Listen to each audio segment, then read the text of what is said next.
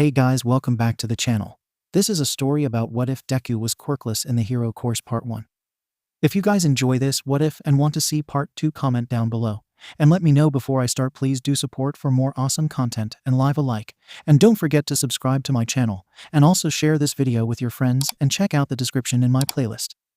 The author of the story 𝗧𝗵𝗲 from 𝗧𝗵𝗲. So let's start the video. Not all men are created equal. That was the harsh truth Midoriya Izuku was forced to learn at the age of 4. For as long as he could remember, Izuku wanted to help people. He always figured that the best way to help people was to be a pro hero, so it ended up becoming his dream to be a pro hero. But then when he turned 4, his quirk never showed up. So Inko took him to the doctor to see if he was a late bloomer. He was not. The doctor only confirmed her fears. Midoriya Izuku was quirkless.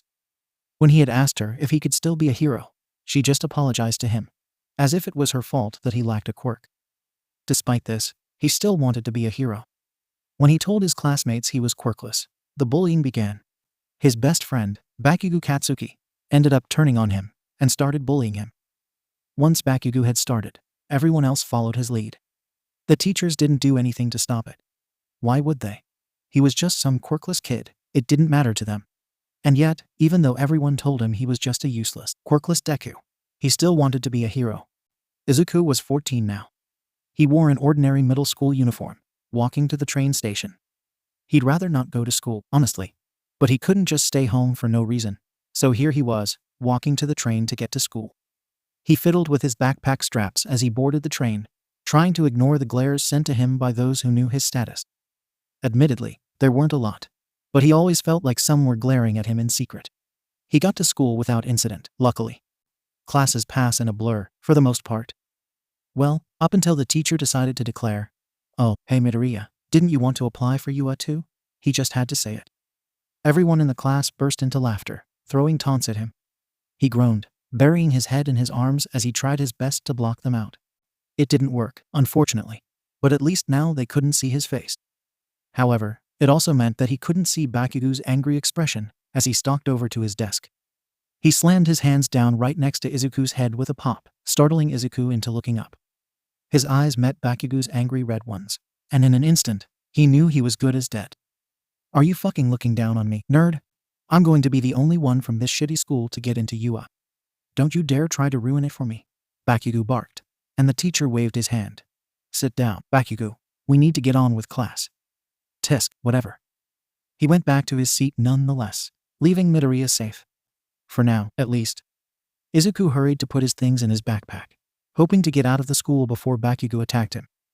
Unfortunately, luck nor time was on his side, because as he was filling his bag, Bakugo picked up his hero analysis notebook. "Ha, what's this? Hero analysis for the future. Wow, you're more delusional than I thought." Bakugo laughed as Izuku stood up, trying to reach the notebook. "Kaken, give it back." Bakugo laughed at him, burning the notebook with his explosions.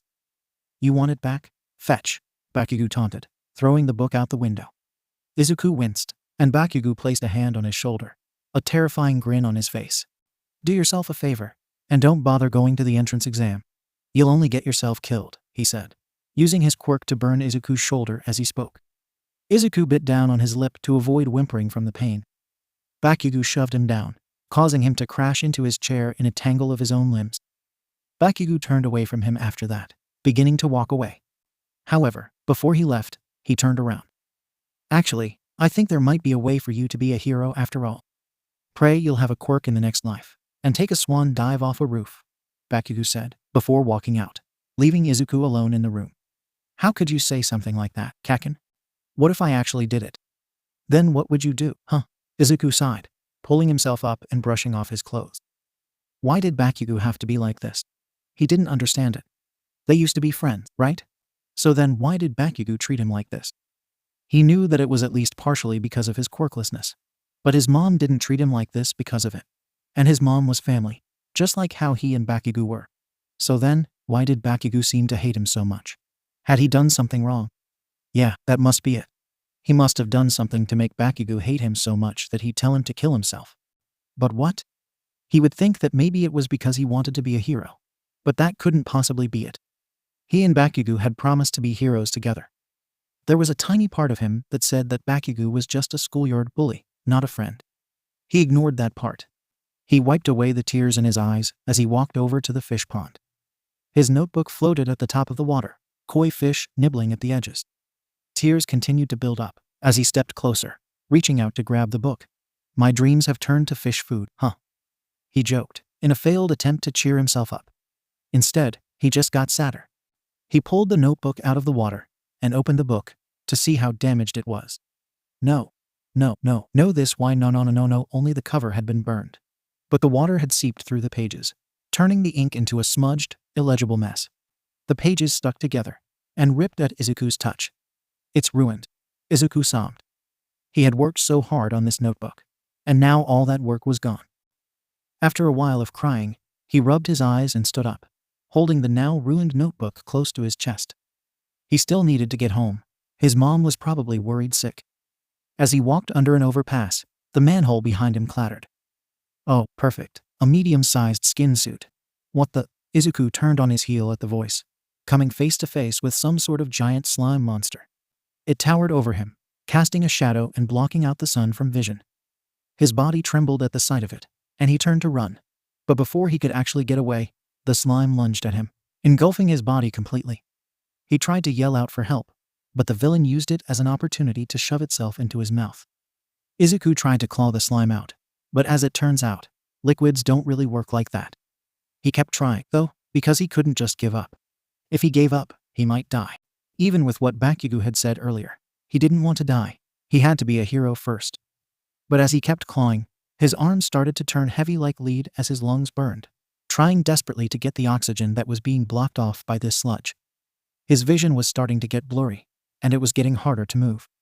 He felt as if he'd collapse any moment, if not for the sludge holding him up. It was not a pleasant feeling. As he felt his consciousness slipping, he heard a faint voice saying, "I am here," just before his world faded to nothing. He slowly awoke to a repetitive slapping on his cheek, and instantly moved to push the hand off. His eyes slowly opened, to find himself face to face with none other than All Might. Wait, All Might? Izuku started buzzing with excitement at the realization that he was meeting his idol, unable to come up with any words to say. All Might laughed at his bewildered expression and said, "I'm glad to see you're all right. Now then, I must be off." "Wait, can I ask a quick question?" Izuku shouted suddenly. All Might paused for a second before nodding. "Just make it fast, okay, kid?" Izuku nodded. "Can I be a hero without a quirk?" All Might shook his head. "No, I'm afraid it's too dangerous for someone without a quirk." Then, he leaped away, leaving Izuku behind, with now crushed dreams. Izuku sighed as he sat down in front of his computer, closing out of the code he'd been working on that night and opening up a new tab. If he couldn't be a hero, he'd have to get some other job, so he might as well start searching to see if he could find a different one he might like. He typed up "Quirkless jobs" in the search bar, and with a moment of hesitation, he hit enter. What the fuck? The first thing that popped up wasn't jobs, but rather unemployment rates among quirkless people in Japan. That was 47%, by the way, which was pretty high in Izuku's opinion. And out of those who did have jobs, 68% worked at the minimum wage. The other 32% weren't much better off, for the most part. And that was how he started diving down a rabbit hole. Apparently, 43% of quirkless teens attempt suicide, with 22% being successful. Those rates were lower with adults, but not by much. The overall life expectancy for quirkless people was 56, with around 12% of adults aged 21-30 being killed in hate crimes. Compared to the average life expectancy in Japan, 86. Only 27% of mentally ill people who were quirkless actually got treatment. There was probably more messed up statistics than just that. But it was all Izuku was able to take before he burst out crying. Why were things like this? What did they do to deserve this sort of treatment? It wasn't right. It couldn't be right. No one should have to deal with that kind of discrimination. He ignored the part of him that said he deserved it. Wasn't it the hero's jobs to make things right? So then how come they haven't stopped it yet? A new determination sparked in his heart as he thought of it more and more. He was going to be a hero, no matter what All Might or anyone else said. Not just for himself, but for every kid out there who had to face these kinds of struggles daily. Izuku sat on his bed, thinking. He had 10 months until US entrance exam, so hopefully, it'd be enough time to prepare. All Might was right, in a way. Being a hero was dangerous, even more so for him since he lacked a quirk. That meant that he'd need to be able to fight. Unfortunately, that would require going to classes to learn, and he didn't really want to bother his mom with that kind of thing. Besides, Ua would teach him how to fight, if he actually got in. No, not if, when. He was going to get into UA, he had to. He needed to be an inspiration for people like him. Right? So he couldn't learn how to fight just yet. But he definitely needed to get stronger if he wanted to get in. The only problem was how. Well, he could probably start with running. That would help make his legs stronger, at least. Nodding to himself, Izuku stood up and slipped on his shoes. No better time to start than now, right? Izuku panted as he stopped running, leaning on a conveniently placed refrigerator. Wait, what now? There should not be a refrigerator right next to the sidewalk. He wasn't even standing on the sidewalk. This was sand. What the fuck? He looked around, only to realize that A, he was at a beach, and B, the beach was covered in trash. Okay, so he had managed to find a trash beach while going for a morning run. And judging by that sign, it was called 𝗕𝗶𝗍𝗶. Actually, this could be a good thing. A lot of the trash there was larger in size, so lifting it would help him get stronger, and cleaning this place up would be helpful for the community. It was a 2-in-1 deal. He could train, while also helping everyone. Perfect. Although there was mounds of trash, it looked a bit overwhelming. He'd have to start somewhere, though. He bent down to pick up a plastic water bottle by his foot, and tossed it in a nearby trash can. There, he started. Now to keep going. Izuku sighed as he sat down on his swivel chair, tired from all the training he'd done that day. He barely made a dent in all of the trash, but it was a start. Not to mention, it had been 5 p.m. by the time he'd stopped. He spun around in the chair a couple of times, before wheeling it closer to the desk, turning on his computer. He opened up a tab, which had a code he'd been working on recently. He had gotten into coding a few years ago, back when he was 7. It was always so interesting to him to see how computers worked because of strings of text, and eventually, he had started learning how to write it. This particular code was an attempt to hack into a local coffee shop. He didn't plan on doing anything bad, he just wanted to see if he could manage it. Hacking could potentially be useful as a hero, after all. Plus, one of the employees had said something mean to a purple-haired kid, something about a villain's quirk. Thus, they deserved this. He cheered as he managed to get in, and began coding the next step of his plan. He rick-rolled them. Izuku ran like his life depended on it. Judging by the expression on Bakugu's face as he chased him, it probably did. You see, Bakugu had found out that Izuku had started training, and now he was pissed because of it. Izuku would rather not die by explosions, at least not yet. Maybe as a hero, but not right now. Get back here, you stupid Deku, Bakugu shouted after him. He didn't bother to look behind him as he continued running. As he was running, he came across an alleyway and ran into it, hoping to loose Bakugu. Unfortunately, he only ended up being trapped in the alley, as Bakugu let explosions pop out of his hands. I got you now, you damn nerd. Izuku did not, in fact, die. However, he did end up on the receiving end of a very harsh beating, and gained quite a few new bruises and burns for his collection. After he was sure Bakugu was gone, Izuku got up and left the alley, brushing dust off of his clothes. Looks like he'd need to clean up these injuries. 10 months ago. He had started cleaning this beach 10 months ago. It wasn't finished just yet, but it had improved quite a bit. There was a path from the edge of the beach to the seashore, and he had removed most of the trash directly on the shore. He'd have to keep working at it, of course, but it was progress. Not to mention, he had managed to get stronger from moving all the trash, just like he'd hoped. He smiled to himself as he recalled how the entrance exams were tomorrow. Look out, world, because despite what you might think, Izuku was going to be the first quirkless hero. Izuku stared up at the glass building, fidgeting with the hem of his shirt. It had been exciting last night, thinking about the entrance exams, but now it was just nerve-wracking. The place was so big, and there were so many people, there was no way he'd actually pass. He should just leave. No, he couldn't think like that. He was already here. Might as well keep going, right? Yeah. With a determined nod that probably got him a few strange looks, he began walking into the building. He went into the auditorium, sitting down in his seat. Right next to Bakugu. Great. Bakugu glared at him, although he didn't actually say anything. Probably just didn't want to get in trouble with the teachers. Izuku groaned, burying his head in his arms. He was going to be on the receiving end of another lesson. One of the teachers passed out the written exams. He wasn't sure who. He hadn't been looking. Not that it mattered. he would have ended up fanboying no matter who it was. He sighed as he sat up once more, gripping his pencil. He needed to actually fill out the exam, after all. The written test was easy enough. While Izuku didn't have the highest grades in class, that title went to Bakugo. He was pretty high up on the list, and he had been studying hard for the test the night before. Plus, there was a section about heroes and analysis, which Izuku was decent at. He was more than decent at it. Not that he'd admit it, Izuku finished a bit before the time was up, having reread his answers multiple times before he was confident that he'd gotten the right answers. Present Mike came around to collect the papers, and Izuku had to restrain himself from asking him a million questions. Although, by the way Bakugo was glaring at him, he wasn't doing a good job at restraining his excitement.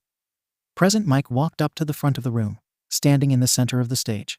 "Hello little listeners, welcome to the practical exam. Can I get a yeah?" And Izuku, who was practically buzzing with excitement, yelled, "Yeah!" The rest of the auditorium remained silent, and Izuku felt like curling up into a ball as everyone seemed to stare at him. However, the way Present Mike beamed at him more than made up for it, and Izuku couldn't help but smile back. "Thank you, little listener. Now then, on to the explanation." Present Mike shouted, "In this exam, there will be 3 enemies, in the form of robots. Each robot gives you a different amount of points, like in a video game. In order to pass, you need to get as many points as you can. Make sense?" That was when a bespectacled, blue-haired boy stood up. "Excuse me, Present Mike, but on this packet, it shows 4 robots, while you said there were only 3. If this is a mistake, you should be ashamed." He then turned to face Midoriya, pointing at him, and causing him to curl in on himself. "And you, the one with the curly hair, you were muttering during the whole written exam. If you aren't taking this seriously, you should leave." The boy shouted, and Midoriya flinched. "Leave the poor listener alone. He wasn't doing any harm," Present Mike said. "As for your other question, that would be the 0-pointer. Like the name suggests, it's not worth any points. Just think of it as an obstacle. Any other questions?" When he was met by silence, he said, "That's all, then. Before you go, can I get a plus ultra?" And once again, Izuku was the only one to respond. "Shoo. Shoo. I have found my favorite student. None of them passed yet, Hisashi." "But Xiao," he responded. Izuku gulped as he stared up at the gates to the examination area. He didn't really expect it to be so big. Though, he wasn't sure he should have expected anything less. This was UA, after all. The size of the gates wasn't the only thing making him nervous, though. No, if anything, the idea of what was inside was far more nerve-wracking than the gates themselves. Robots. He had to fight robots. If they were people, he might have had a chance. Although that still would be unlikely since he'd be fighting pro-heroes if the exams were against people. But robots? That was unlikely, to say the least. He took a deep breath inwards, stretching his arms in the air. He knew how to hack. Maybe he'd be able to hack the robots. Yeah, that should work. He could do this.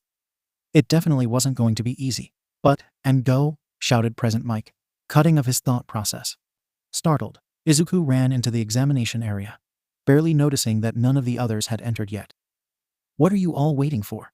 That listener has the right idea." Izuku didn't pay Present Mike any mind, though, as he was currently being stared down by a 1-pointer. Geez, that thing was big. Not super big, but still big. The robot swung its arm at him, and he quickly grabbed onto it, climbing up its arm and onto its back. He opened up the panel on its back, getting to work trying to hack it. It didn't take too long before he managed to gain control over the robot. From there, he used the robot he was riding to destroy other robots, and would sometimes come in to help someone who'd been trapped by the robots or rubble. Sometimes he had to switch robots, since his first robot had only been a 1-pointer, and got destroyed pretty easily. Look at the listener go. "Shoo. I'm so proud of him. Do you even know his name?" While Izuku wasn't sure exactly how many points he had, he knew that things were going decently enough. That was, until the 0-pointer decided to show up. It was taller than some of the buildings there. All the other test takers there started running away from it, and Izuku was about to follow suit, when he heard a cry for help. And what kind of hero would he be if he didn't help someone in need? He steered his robot towards the sound, and saw that there was a girl trapped under rubble. Said girl was right in the 0-pointer's path, and could get crushed if he didn't hurry up. He made the robot pick the rubble up off of her legs, and after noticing how twisted it seemed, he had the robot pick her up and set her down beside where he sat on the robot's back. She looked really nauseous, and seemed to be holding back vomit. Hey, you alright? Izuku asked, and the girl nodded, before throwing up off the side of the robot. She nodded once again. Yeah, sorry. Just quirk exhaustion. And I think I might have twisted my ankle. He hummed in response, steering the robot towards the entrance of the examination area. The exam is probably gonna end soon, so we should get you to recovery, girl. I've never had quirk exhaustion, but from what I've seen it can be pretty bad. The girl just nodded, seeming content to just lie on the robot's back. She closed her eyes and let out a tired sigh, moving to roll onto her back, before Izuku grabbed her arm. Don't do that, you'll fall off. And time's up. Izuku dropped the girl off at Recovery Girl's medical station, before climbing off of his robot and leaving the building to walk home. Izuku clutched the letter in shaky hands, unsure of himself.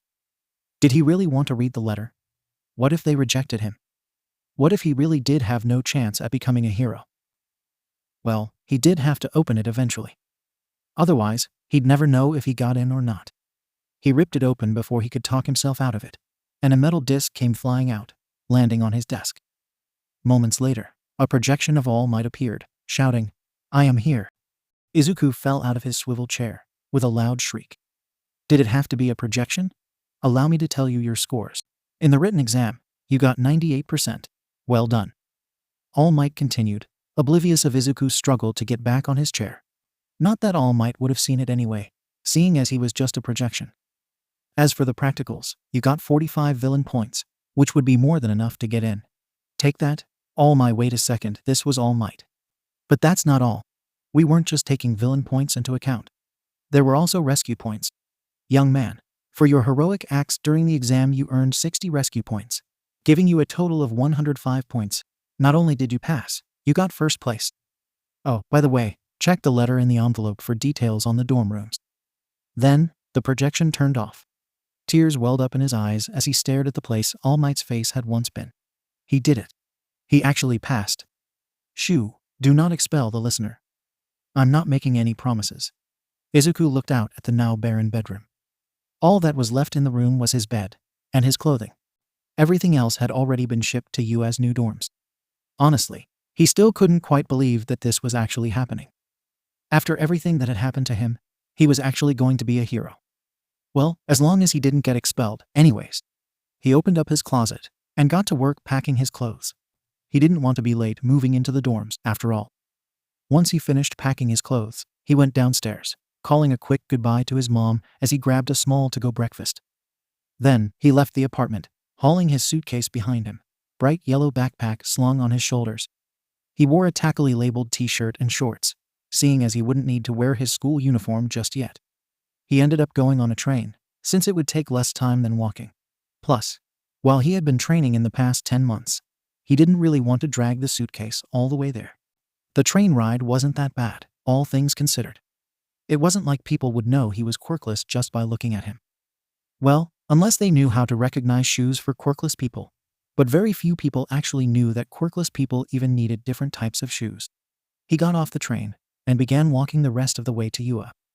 The area was a bit crowded, with all of the new students getting ready to move in, and the older students there to help the first years. Izuku attempted to avoid the crowd, not wanting to get caught by Bakugo. That attempt ended up failing, however, because the girl from the entrance exam bounced over to him as soon as she saw him. Hey, broccoli boy. Thanks for saving me back at the entrance exam. That was so scary.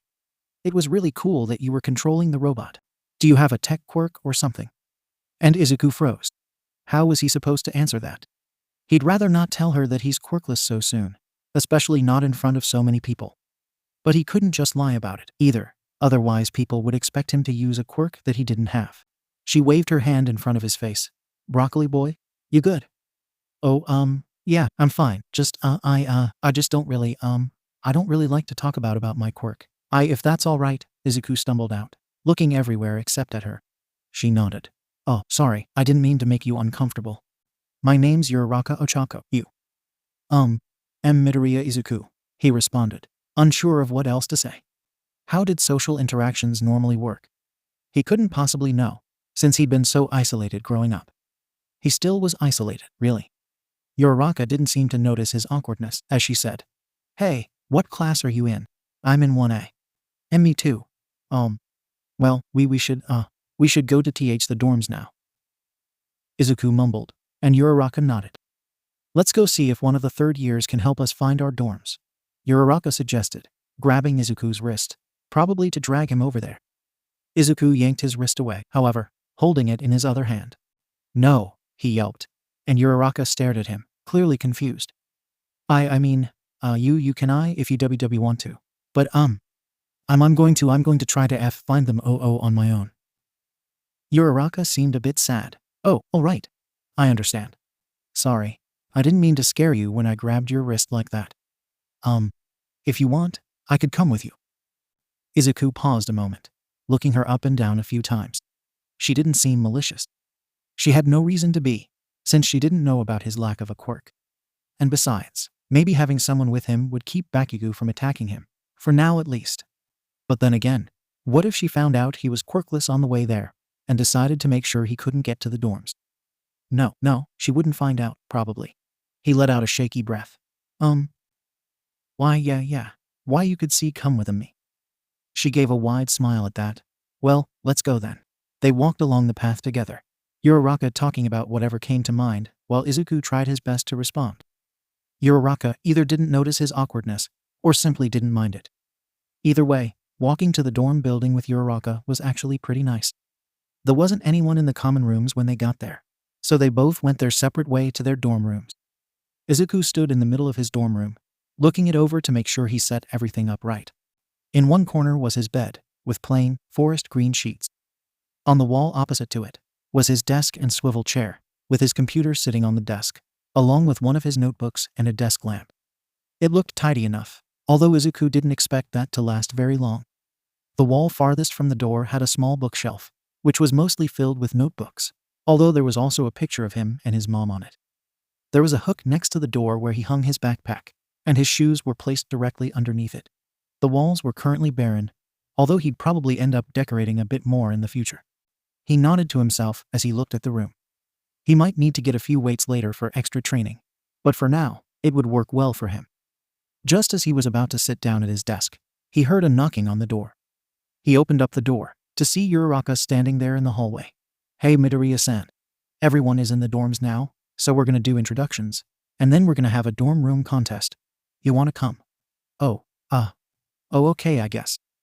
Izuku walked into the common rooms to see the class sitting in what was more or less a circle.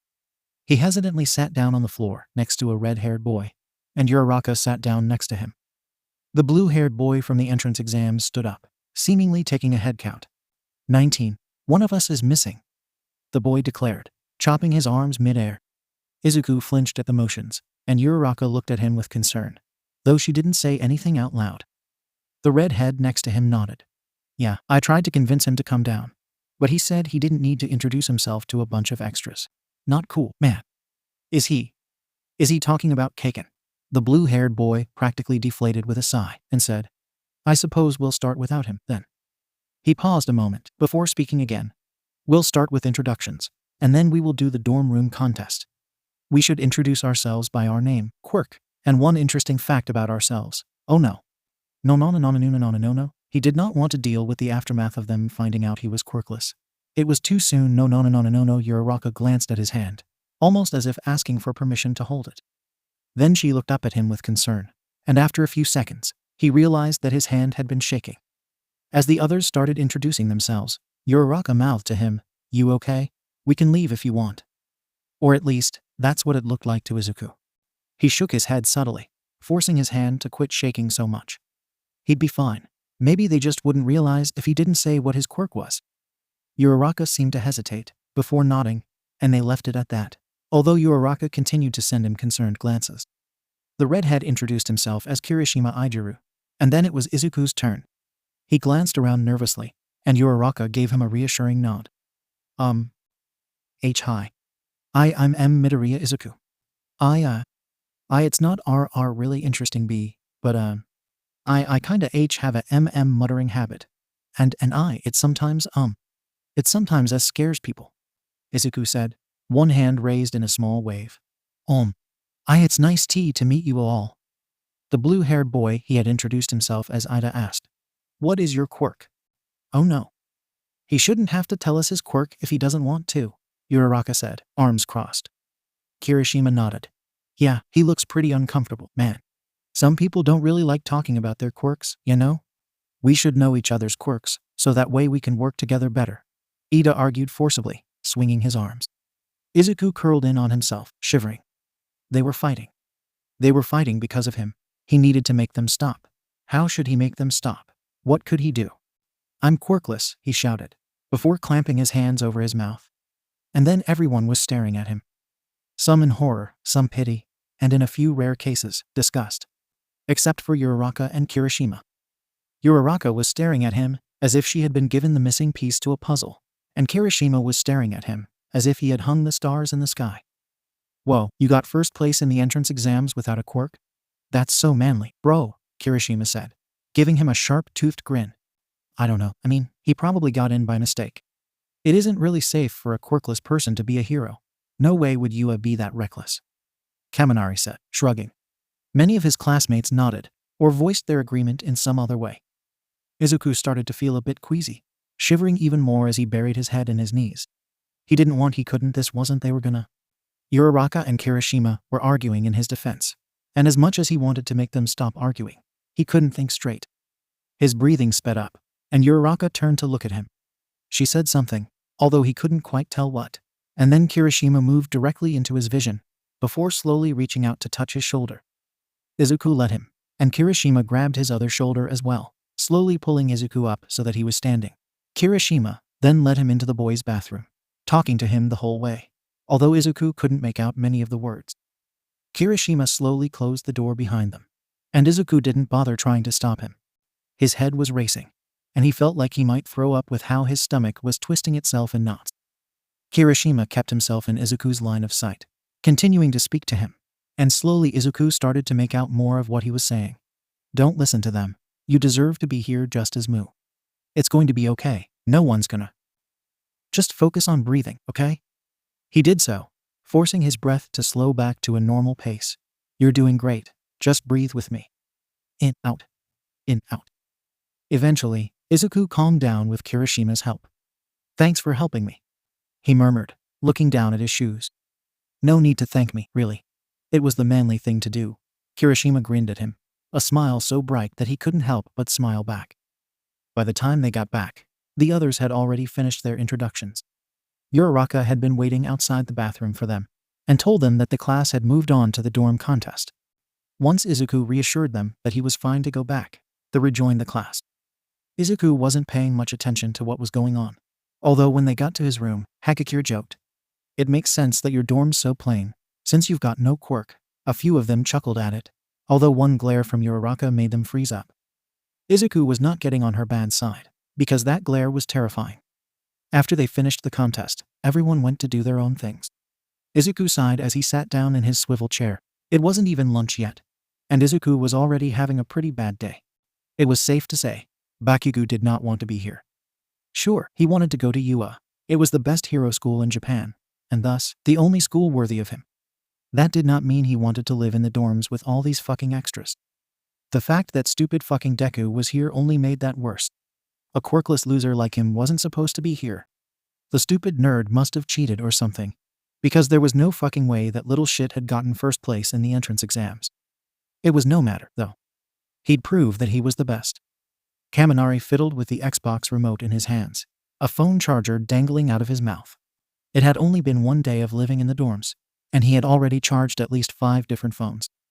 Not that he minded. It was still awesome that he got to be living with his new classmates, because that meant that he'd have more chances to make friends, and maybe also talk to all the cute girls and boys.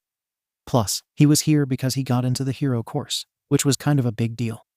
But it would be nice if they'd talk to him about more than just charging their phones. Sure, he was more than used to doing it for his old classmates as well. But all of them were his friends, even if they teased him for being a bit of an idiot. Currently speaking, these guys were basically strangers. He wanted to get to know them, not charge their phones. They all seemed pretty nice, too, other than a few of them. Like that explosion kid, who didn't even come to the introductions, or Todoroki. Neither of them seemed like friendly people. The dorms were nice, yeah, but he wanted to make some new friends, too. While no one would really notice it, Shuyu was feeling rather homesick. It didn't show, of course, with her froggy expression, but she missed her family. When she had applied to the hero course, she hadn't expected to be moving into the dorms. And now her siblings were going to be stuck at home without anyone to take care of them, since both her parents had to work late most of the time.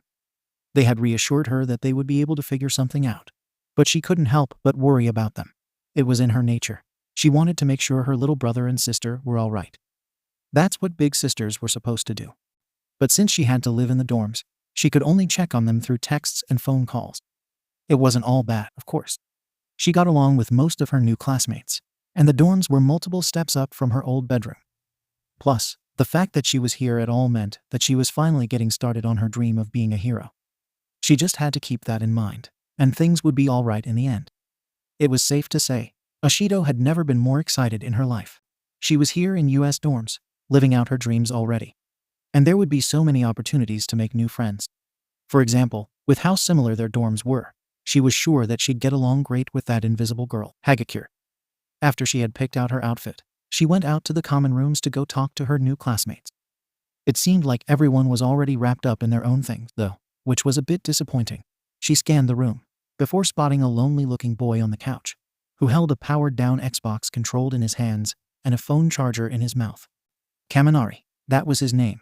She skipped over to him. "What you doing, Kaminari-san? I know you have an electricity quirk, but why do you have a phone charger in your mouth?" Kaminari looked a bit surprised by her sudden appearance, but he recovered quickly and said, "Oh, I'm just charging Sato's phone for him." "Cool. Hey, do you know if there's another controller around here somewhere? We could play a video game together, like I don't know, Titanfall?" Todoroki was unsure of how he should feel about the dorm rooms. On one hand, he was relieved to be away from Endeavor. Now he no longer had to worry about training himself far past his limits, no longer had to worry about angering his father with a small failure. On the other hand, though, the dorms were loud and crowded. Instead of living with his father, who he could predict to some extent, he was living with 19 other people who he knew almost nothing about. While living with his father was undesirable, he wasn't sure how these new people would treat him, or how they'd react to different things he did. They might be better than his father, but they also could be worse than him, and Todoroki wouldn't know until they showed him. So Todoroki chose to just ignore his feelings on the dorms, at least for now. At least until he was less confused about them. It wasn't anything new. He always gave an apathetic front. Showing emotions, he had found long ago, only angered Endeavor. It didn't matter how he felt about the dorms, anyway. He would be there either way, whether he liked them or not. Tenya Ida smiled to himself, sat on his bed. Tensei had just sent him a text, saying how he was proud of Tenya for getting so far. While it wasn't as nice as it would have been if Tensei had said it in person, he knew that Tensei was busy with his hero work. And besides, they would be seeing each other again sooner or later, whether it was for internships or just visiting. He would be lying if he said he wouldn't miss his brother in the time they were separated, of course. But he knew that he could text Tensei whenever need be. Calls could also work, although there was a good chance he wouldn't pick up if he was in the middle of his hero work. And anyway, it wouldn't be due to focus on only the negative aspects of it missing his brother. That is, there were plenty of good parts to this situation as well. For one thing, he was in US hero course now. For another thing, this was a good way to acquire potential allies for when he was a pro. And having allies was an important thing in a job like heroics. Things were good, even if he did miss his brother a bit. Izuku had stayed in his room most of the day, only coming out to grab himself some food. After what had happened yesterday, well, he wasn't sure that he wanted to be around his classmates. They clearly thought that he couldn't be a hero without a quirk. And if they were anything like his past classmates about it, well, Izuku didn't want to go through any more bullying if he could avoid it. He was currently working on analyzing an underground hero he had recently found out about, called Lamp. He wasn't entirely sure why they were called Lamp, since they didn't seem to have a light quirk of any sort. But he supposed it would make sense for underground heroes to have names unrelated to their quirks, since a big part of being an underground hero is keeping information about yourself unknown. That was exactly why Izuku liked to analyze them. It was challenging to find information on them, and while it could be frustrating at times, it made it all the more exciting when he came up with something. He never gave out any information he found, of course. In general, he didn't like to actually show off his analysis. Too many times, it had been called creepy and weird, so he kept it to himself. While he continued typing on the computer, trying to get access to more information, a knock rang out on the door. "Midoriya, you okay in there?" Kirishima's voice said from behind the door. Uraraka's voice joined his only a second after. Yeah, you've been in there all day. Izuku glanced at the computer screen and shuddered at the thought of them seeing it. He wasn't doing anything bad, of course, but he'd be more than a bit embarrassed if they found out he was searching for obscure heroes. He quickly closed out of the tab and shut his notebook before walking over to the door. He opened it up and gave the two of them a shaky smile. Why, yeah, I'm fine. Just a bit nervous about G going down there after Y yesterday. They nodded in understanding, and Uraraka puffed out her cheeks as if annoyed. I don't know how that can't see that you deserve to be here. I mean, you saved me from the 0-pointer, and you got first place on the exam. Izuku shuffled his feet awkwardly. Well, since I'm quirkless, people tend to, I don't want to say underestimate, but, they tend to assume that I'm weaker than everyone else. I hate to break it to you, man, but that's the definition of underestimating, I think. I'm not much of a definitions guy, Kirishima said, but I'm glad that you're all right. We thought that you might have gotten sick or something. Well, since we're all here, why don't we hang out together? You know, get to know each other and stuff, Uraraka said, grinning brightly. Of course, we don't have to if you guys don't want to. Kirishima nodded in agreement, grinning just as brightly as Uraraka. Oh yeah, that's a super manly idea. We could go to my room, I've got a bunch of manly stuff in there. What do you say, Midoriya bro? Why you guys would want to do that, with me? Izuku asked, gaping at the two of them. Despite how they had previously shown that they didn't mind his quirk status, he still found himself surprised every time that they treated him. Well, normally, he supposed. As if he were any other kid, instead of a quirkless Deku. Why wouldn't we? You seem like a nice guy, and you're super determined, too. Who wouldn't want to be friends with you? Uraraka said, before realizing the answer to her question. Actually, don't answer that. Point is, we want to be your bros. Bro, Kirishima said, lightly punching his shoulder in a playful manner. It was odd, having someone do that without any malicious intent. Or at least, he was hoping there was no malicious intent behind it. There was a chance that they actually were planning to hurt him. But, well, they had helped him calm down yesterday, even knowing that he was quirkless. So he wanted to think that there was no way they would try to hurt him like his past classmates. Besides, it wasn't like his old classmates had tried to pretend to be his friend, anyways. They were all straightforward about how much they hated him. Well, if you guys are okay with me joining, Izuku replied, looking away sheepishly. Great, let's go, then, to Kirishima's room. Uraraka cheered, grabbing both of their wrists and dragging them along. They caught up with her fairly quickly, seeing as both of them were relatively fit and Izuku was used to running away from bullies, so running towards someone instead wasn't that much different. After a while of navigating the still unfamiliar dorms, they found themselves standing in front of Kirishima's dorm. Kirishima approached the door and opened it, and the other two followed him inside. And maybe they did spend the rest of the day there, getting to know each other better. Takoyami stood in the shadows of the common room, ignored by most of the class as they passed by. Good.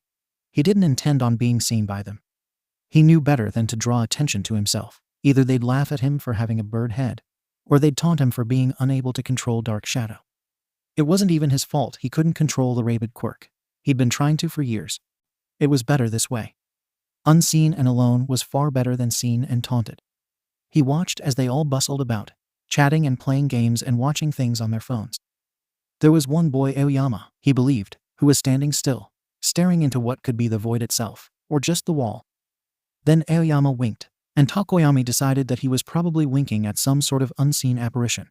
Takoyami was going to go back to watching the others.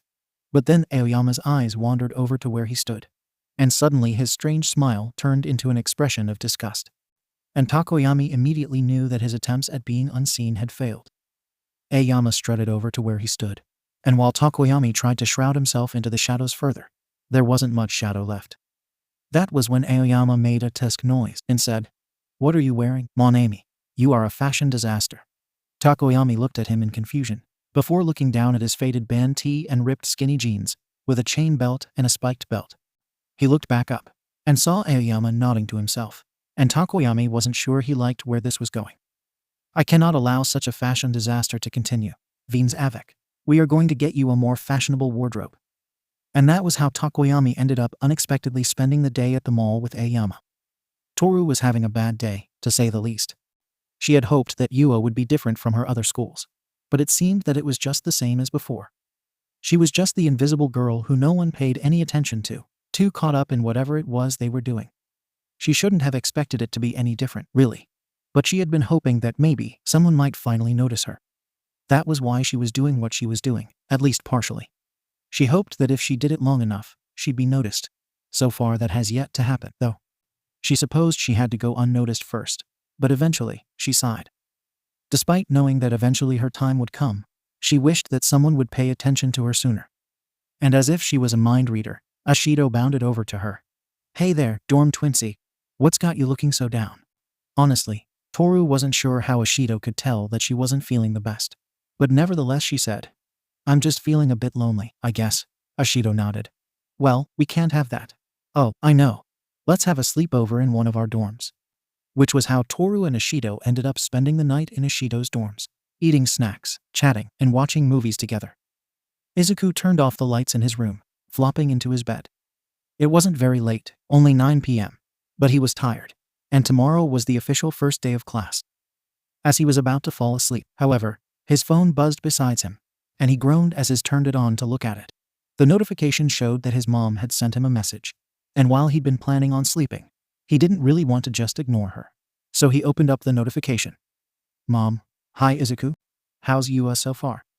I know that classes haven't started yet, but are you doing all right in the dorms?" Izuku stared at the message for a moment, trying to decide how to respond. He didn't want to tell her that he sort of wanted to come back home with how his classmates were treating him, because then she would pull him out of 𝗬𝗧, and he didn't want her to do that. But no matter how many times he lied about the way people treated him, he always felt a pang of guilt after. He didn't have to lie, this time, though. He could just focus on the good parts, and just tell her that. "It's going good. I made 2 new friends. Me mom. That's good. I'm glad you're doing well. I gotta go to bed now. I've got school tomorrow. Bye mom, Wiley. Me mom. Good night. I love you too."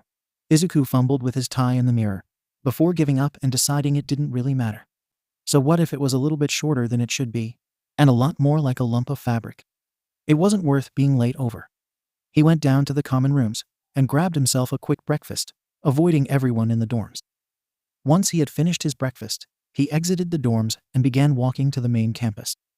He had gotten to the classroom relatively early, along with Ida and Yaoyorozu. He avoided looking at either of them, instead staring at the floor by the doorway, which was how he noticed the strange, oversized yellow caterpillar staring at all of them. He made eye contact for a moment, staring at it to try to figure out what was going on, before looking away, uncomfortable with the eye contact. More of his classmates began flooding in, either chatting with each other or sitting in their seats. Uraraka and Kirishima gave him a thumbs up and a wave respectively. Then Bakugo came in. Izuku instantly curled in on himself, quivering with fear as Bakugo scowled at him. "You little shit," Bakugo growled. "I told you not to apply. How dare you get first damn place on the entrance exam?" I'm sorry. I wasn't trying to get F. He started, cowering away in fear, only to be cut off by an explosion from Bakugo. "Shut up with your damn whining. You stupid," Bakugo continued, getting progressively louder, and his explosions bigger, until it suddenly stopped. Izuku opened his eyes when had they closed, to see that the caterpillar was actually Eraserhead, and he had bound Bakugo with his capture weapon, and erased his quirk. "Seriously? Class hasn't even started, and you're already fighting. Plus, only one of you noticed me. Rational students would do better than that," he said, pulling Bakugo away from him. He plopped Bakugo in his seat, and turned his quirk off, making his hair fall back in place. He walked up to the center of the classroom, placing a stack of gym uniforms on the podium. "My name is Aizawa Shouta, your homeroom teacher. Now, all of you put these on, and meet me in the field in 10 minutes. If you fail to do so, you'll be expelled." Izuku had changed in the stalls, to avoid both people noticing his burn scars, and gaining new ones. He got out to the field relatively quickly, though he wasn't the first one to arrive. He stood between Kirishima and Uraraka, waiting for Aizawa to explain what was happening. Once everyone had arrived, Aizawa began speaking. "I'm sure all of you have done physical tests in middle school before.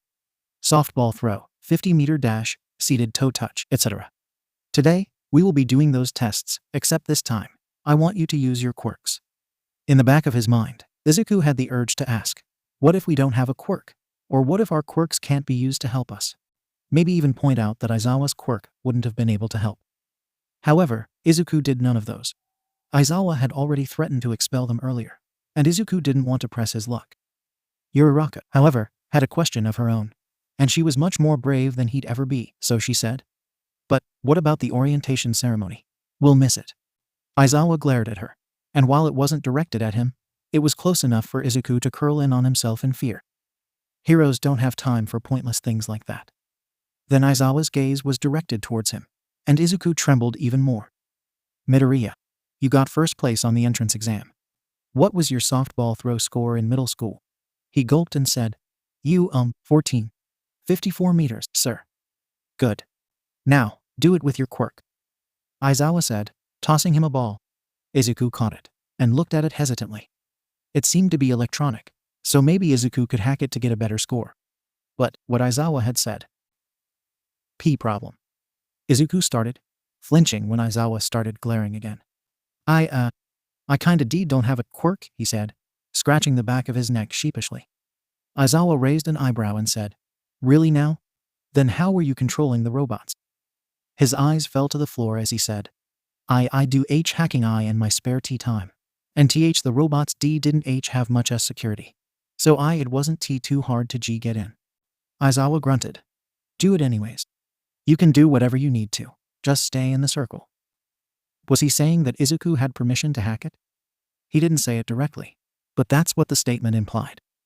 Izuku walked into the circle, and threw the ball with all his might. The ball landed, and the tracker Aizawa now held read 46 meters. Hastily, Izuku clicked away at his phone, changing the score to 100 meters. He got a feeling that he didn't want to get a low score, though he wasn't entirely sure why. Aizawa nodded, putting the tracker away.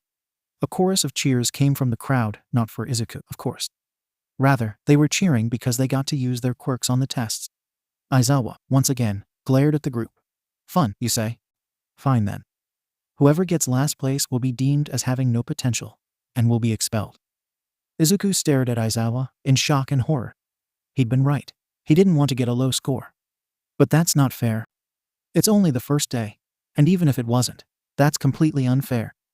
Uraraka protested. "Unfair? What about villain attacks and natural disasters? Are they fair?" Aizawa asked, and the field went silent. He nodded, as if satisfied with the quiet, and said, "Good. Now, let's start." Izuku had, despite being able to hack his results, did his best on all the tests, so he could see how much he needed to improve. Some of the tests, like the 50-meter dash, he didn't need to hack the results for. Others, like the grip strength test, needed an extra boost from his hacking. He ended up in 10th place, which he figured was mostly because he'd hacked the scores. 𝗵𝗃 had gotten last place, and was expelled, which many people seemed relieved by. They went back to class, and when the bell rang, Aizawa left, and 𝗕𝗏𝗄 came in to start math class. The classes after homeroom weren't nearly as exciting, which was a relief to Izuku. While he knew that being in the hero course would be full of excitement, the idea of being expelled on the first day was a bit too stressful for him, and he was glad to have a chance to wind down. Most of the classes were easy, as it was only the first day. He was looking forward to the hero arts history class, and most of the other classes were as expected, though he swore that he'd caught President Mike winking at him. He had no idea why, though. He had disappeared during lunch, without telling anyone where he went. He had snuck into the library to use the printer in there. While he probably could have told one of the teachers about it, he wasn't entirely sure they would approve of what he planned to print out. While he had enjoyed the chance at calming himself down from the stressful homeroom class, it was time for their first heroics class. Izuku hoped that Aizawa wouldn't be teaching that class as well, because he was honestly pretty scary. The door burst open, followed by a loud call of, "I am here," coming through the door like a normal person. Cheers suddenly filled the room, everyone excited to see that All Might would be teaching them. Well, everyone other than Izuku. Flashbacks of what had happened after the slime incident filled his mind. Flashbacks to what the hero had said. You can't be a hero without a quirk. It's too dangerous. Tears were already brimming his eyes at the memory, but he wiped his eyes. No, he couldn't let that stop him. He needed to do this. He needed to be a hero. That way he could give hope to people like him. People who didn't have flashy quirks. He wasn't sure if anyone had noticed it, but he hoped that they hadn't. He wasn't sure how he'd explain why he cried at the sight of All Might, rather than feeling safe in his presence. All Might pulled out a whiteboard, which said, "Battle Training" on it. "Today, we'll be doing battle training. I'll explain the rules when we arrive at ground beta, but first, you hero hopefuls need to get looking like heroes. All Might said, and then shelves came out of one wall, each filled with numbered cases. Their hero costumes. The cheering started up once again, and Izuku waited until everyone else was done getting their cases before he got his own.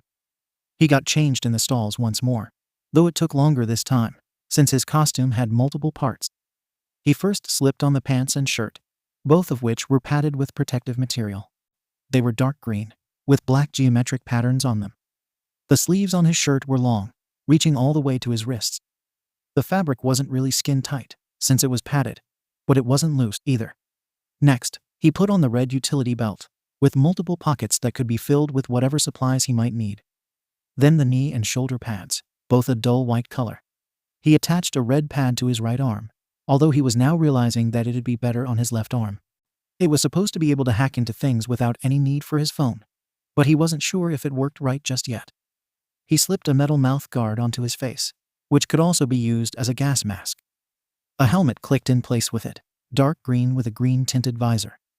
He then put on the red combat boots, which were uncomfortable on his feet. The support company had designed the shoes for a quirked person, not a quirkless kid like him. He sighed, and switched them out for his regular sneakers, while the combat boots were more fit for this sort of thing. He knew better than to attempt running around too much in a quirked person's shoes. Lastly, he pulled on black gloves, which had blue highlights on them. They were designed with grips, so that they wouldn't affect his ability to use his hands properly.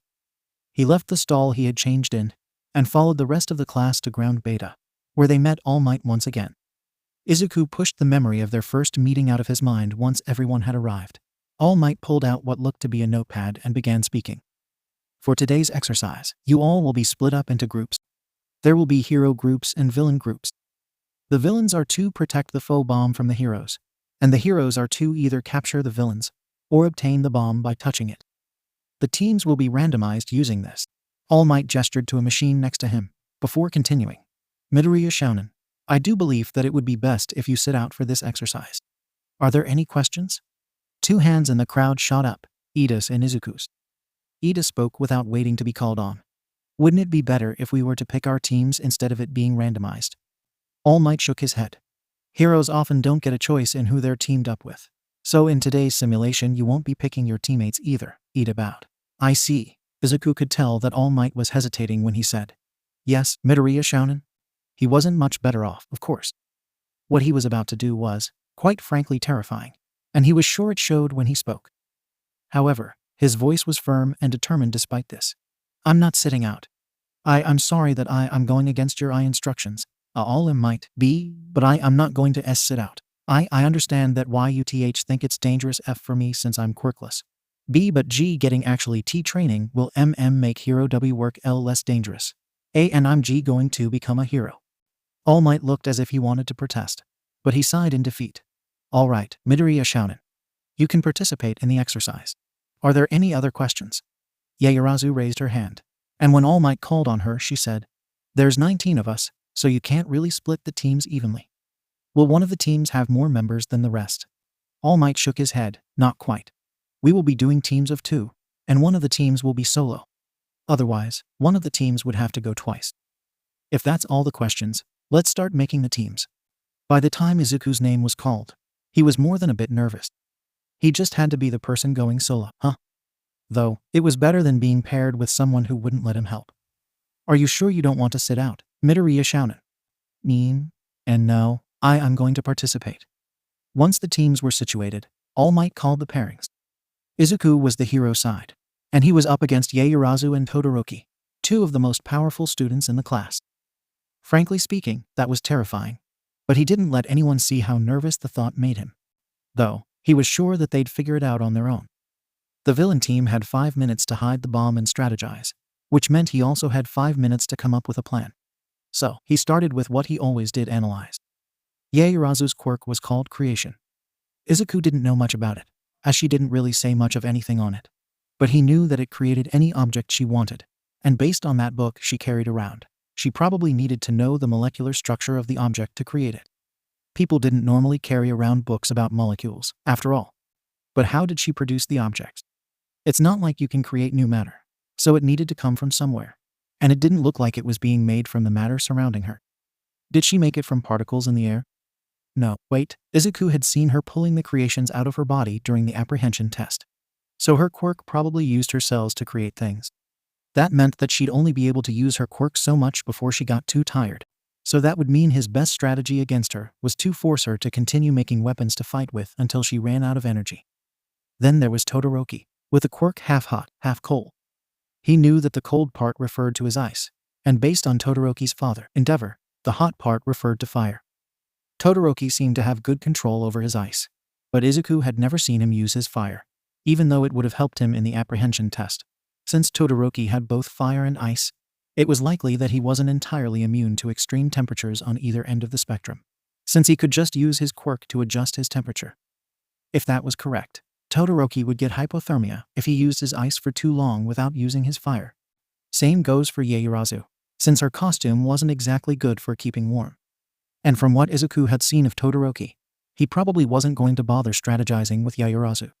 He couldn't predict exactly what the two of them would do, since he didn't know them very well.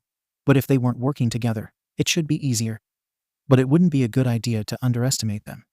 Even if they weren't working together, the two of them were much stronger than him, and probably better at fighting, too. He was outnumbered and outmatched, so underestimating them was the worst thing he could do. While tiring them out would work in some situations, this was a timed event. He'd only have 15 minutes. 15 minutes wouldn't be enough time to tire them both out in order to put the capture tape on them. And he couldn't take them both on in a head-to-head battle. He'd have to get to the bomb without either of them noticing. He was good at sneaking around, with all his practice hiding from bullies. But how could he find the bomb? Well, the others would be watching the match from the cameras, and cameras were digital. Maybe he could try to hack into the cameras. If he succeeded at getting in, it should work. Seeing as he hadn't gotten in trouble for hacking the apprehension test results, it probably would be allowed for him to do so. Before he could plan any further, All Might called the start of the match, and he began walking into the building. The moment he opened the door, he was met by a rush of cold air. Todoroki had frozen the entire building, the floors, walls, ceiling, everything. Izuku was incredibly grateful that the padding on his costume also provided some warmth, because otherwise he would be a popsicle by now. It was a bit difficult to walk on the ice at first, and he almost slipped quite a few times, but he got used to it after a few attempts. Once he found a place that seemed like a good hiding spot, he crouched against the wall and got to work hacking the cameras. He didn't want to sit down. He had a feeling that it wouldn't be easy to try to stand back up on ice. It didn't take too long for him to get in, maybe a minute at most. The camera feed appeared in the lower corner of his goggles, showing him what was happening in most of the rooms. The bomb was in a large room on the 5th room, with Yaoyorozu standing in front of the doorway, shivering while holding a metal staff in her hands, a thin blanket wrapped around her shoulders. Meanwhile, Todoroki was wandering the first floor, no doubt looking for him. He needed to get moving, and fast. He stood up again, quietly making his way to the stairs. He could see where Todoroki was thanks to the cameras, so as long as he paid attention, he should be able to avoid him. But then Todoroki vanished off of the cameras, and as soon as Izuku stepped into the room in front of the stairway, he disappeared from the cameras too. Then he found himself face to face with Todoroki, the stairway directly behind him. There was no way he could try to sneak past Todoroki, as he had already noticed Izuku, which was made obvious by the series of ice spikes he sent after Izuku. Izuku managed to dodge the ice spikes, though it was difficult to do with the floor being ice. Maybe he should add spikes to his combat boots. Todoroki just kept sending more at him, and the more in the room there were, the harder it got to dodge them. Eventually Todoroki paused to recover, and by that point the room was already almost filled with the spikes. Izuku took this as an opportunity to get past Todoroki. He hauled himself on top of one of the ice spikes, and began jumping from spike to spike, getting closer to the stairway. Todoroki noticed his attempt at getting past, and sent an iceberg after him, which Izuku used to jump off of, and land in front of the stairway. He slipped on the ice and fell, face hitting the stairs, though his mask protected him from any actual injury. He could deal with a bit of pain from it. He scrambled to stand up again, and climbed up the stairs as fast as he could without slipping, Todoroki right on his tail. He needed to get away from Todoroki. There was no way he could take him in combat and win before the time was up. 12 minutes left, he realized when he got to the 2nd floor. It was iced over as well, just the same as the other floors. It didn't take him by surprise this time, though, since he had the cameras to show him the ice. He couldn't run very fast without slipping due to all of the ice. So he couldn't outrun Todoroki, who was a natural at moving on the ice. Meaning he'd have to resort to hiding until Todoroki was no longer a threat. It was helpful that he had access to the cameras, meaning he knew where plenty of the good hiding spots were. He ducked into the nearest room he could hide in, and crawled underneath a desk in the room, hidden by a sheet of ice that partially covered it. Todoroki passed by the desk without bothering to look under it. And once Todoroki was 4 rooms away, Izuku crawled out and started making his way to the stairway to the 3rd floor. He only had 10 minutes left to get to the room with the bomb and touch it. He managed to get up the stairs to the 3rd floor without running into Todoroki. But he must have been louder on the stairs than he realized, because Todoroki started going to the stairway before he had looked in all of the rooms.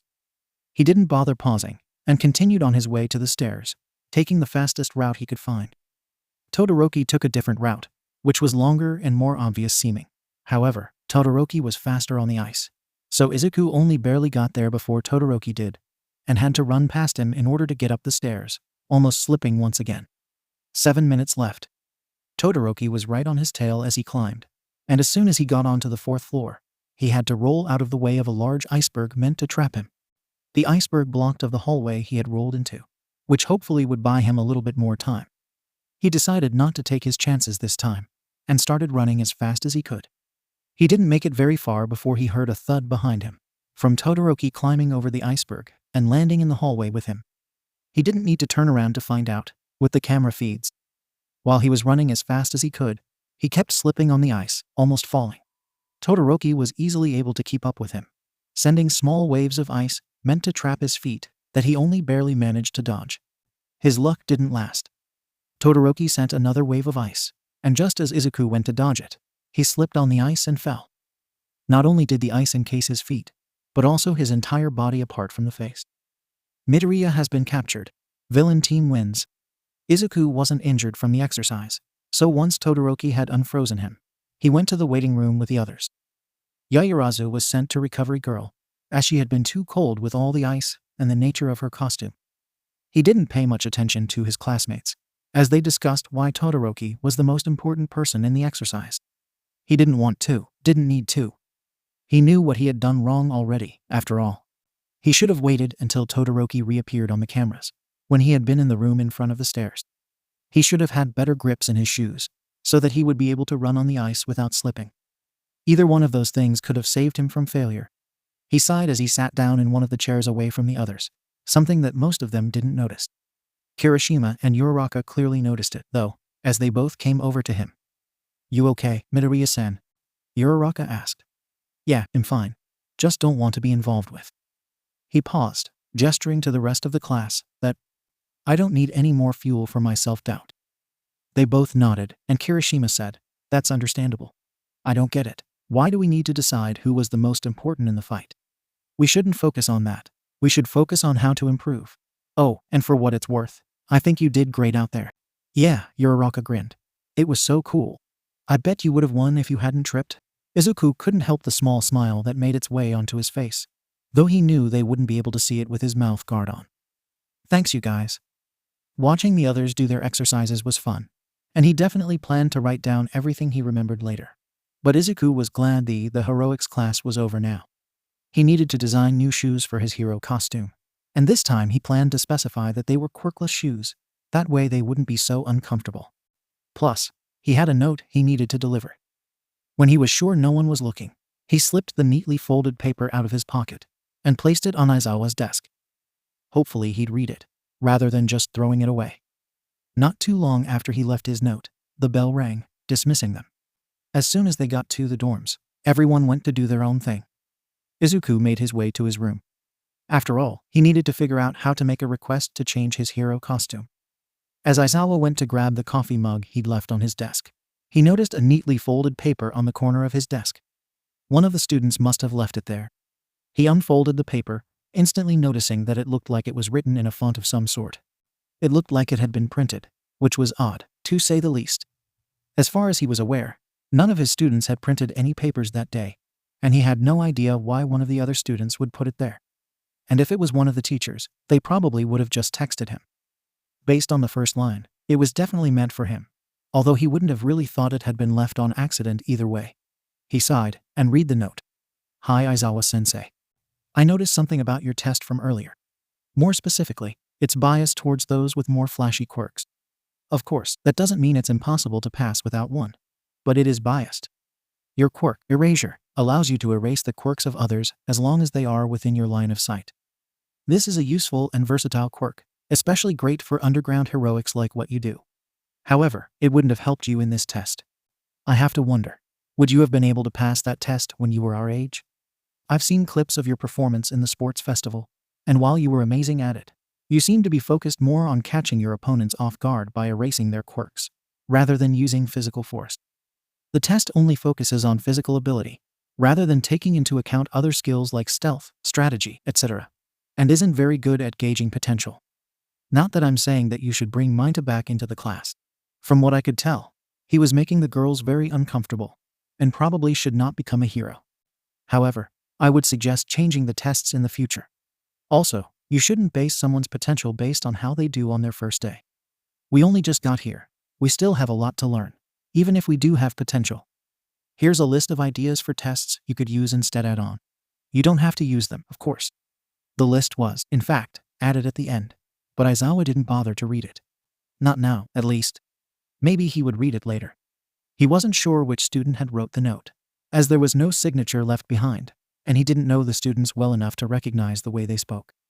However, whoever had wrote this was smart, or at the very least, observant. He hadn't even considered that he wouldn't have been able to pass the test back when he was a first year. He had been so angry with Nezu about the entrance exam being biased, that he had failed to realize that his own tests were biased. He needed to rethink some things. He also needed more coffee. While Izuku was trying to get started on making his request form for the adjustments on his hero costume, he couldn't help but think back to his note from earlier. Had he done enough to make sure it was anonymous? He didn't want Aizawa-sensei to find out that he had put the letter there. There was a good chance that he'd get angry and expel Izuku. And UA was the only hero school he knew of that accepted quirkless students. Even if it wasn't, no school was going to accept someone who had been expelled from UA. No, there was no way Aizawa would find out. Unless Aizawa decided to fingerprint the paper. And Izuku doubted he'd be that desperate. Hopefully. It was the second day of school. Izuku rested his head on the desk, knowing fully well that he would just be bored throughout the whole English class. That's how it always went, after all. He was already fluent in English. He had learned it in hopes that he could impress his dad if he ever came back from America. 𝗵𝗃𝗃 was teaching the class, so it'd probably be a bit more exciting than the droning lectures his old middle school teachers gave. But it still wouldn't be very interesting for him. Or so he thought. That was up until 𝗵𝗃𝗃 brought up a pre-quirk movie, Spider-Man: Homecoming, a movie which Izuku had watched several times over when he was younger. He was pretty sure that 𝗵𝗃𝗃 had only intended to make a small reference that no one would actually understand, seeing as people didn't really watch pre-quirk movies anymore. But as soon as Izuku heard what 𝗵𝗃𝗃 said, he jumped up in his seat and said, "Is that a Spider-Man reference?" In English, because if he was going to bother talking in class, he might as well do it in the language they were supposed to be learning. The grin on 𝗵𝗃𝗃's face was even bigger than it had been when Izuku had responded in the entrance exams, if that was even possible. "It is. I didn't expect anyone to catch on there," Izuku nodded. "I used to watch pre-quirk movies as a kid a lot. Marvel movies were my favorite ones." "Oh same, I love those movies." From there, they started talking about their favorite parts of different movies, which eventually led to Izuku and 𝗵𝗃𝗃 debating which character was better, arguing for Spider-Man and Iron Man respectively. It was a fun period, although it wasn't really all that productive. The punching bag shook, as Izuku hit it again and again. He was frustrated, to say the least. It was now his third day at UA, and so far, he was underestimated every single exercise. Not to say that he was some super powerful person who shouldn't be underestimated at any costs. But he wasn't incompetent. He had gotten first place in the entrance exam, and yet everyone still wanted to believe that he was completely incapable of being a hero. Sure, he had gotten in by hacking the robots, rather than physically fighting them, but still. His other classmates were sparring, but since there was an uneven amount of students, All Might had declared that he should sit out, and this time he hadn't managed to convince All Might to let him participate, since there was no sparring partner for him, and it wouldn't have been fair to put him up against a teacher. He didn't bother to mention that they could have had one of the Class 1B students spar him instead. He didn't want to let his frustration build up, though. If he let it build up, he'd eventually snap, and someone could get hurt when that happened. So, he took his frustration out on the punching bag. "Geez, Midoriya, what did that poor punching bag do to you?" asked a familiar voice, and Izuku stopped hitting it momentarily, turning to face Kirishima. He hummed, trying to decide how to respond before settling on, "It stole one of my analysis books and won't give it back." Kirishima nodded. "Carry on, then." It was safe to say Kaminari was screwed. It was only the third day of class, so there shouldn't be that much homework. Except Kaminari had gotten distracted in class, and most of his assignments were unfinished, meaning he had to finish them outside of class. Otherwise, he'd get a 0, which would probably get him expelled. Fun. He pushed his face against the table, staring grimly at the stack of papers. He didn't want to even think about starting it. He didn't remember half of the stuff they learned in class. Yaoyorozu walked up to the table, and as if she could read his mind or something, she said, "If you'd like, I could help you with your homework." "Yaoyorozu-san, you are a lifesaver." The paper crinkled in his hand as Izuku fidgeted with it, standing in front of the door to the support labs. He knew that Power Loader would be here at this time, as there was always at least one support course student who wanted to stay in the labs after hours, and that meant Power Loader would be there to watch them. He knocked on the door before he could talk himself out of it, and moments later, Power Loader opened the door with a tired sigh. "Hatsum, don't blow that up." The pro then turned to face Izuku. "You already have adjustments you want for your costume." Yeah, you see I'm kinda quirkless, and that means that my foot is sorta wider than normal, and I use different shoe sizes, but I forgot to specify that when I was designing my costume, so, my shoes are sorta too tight."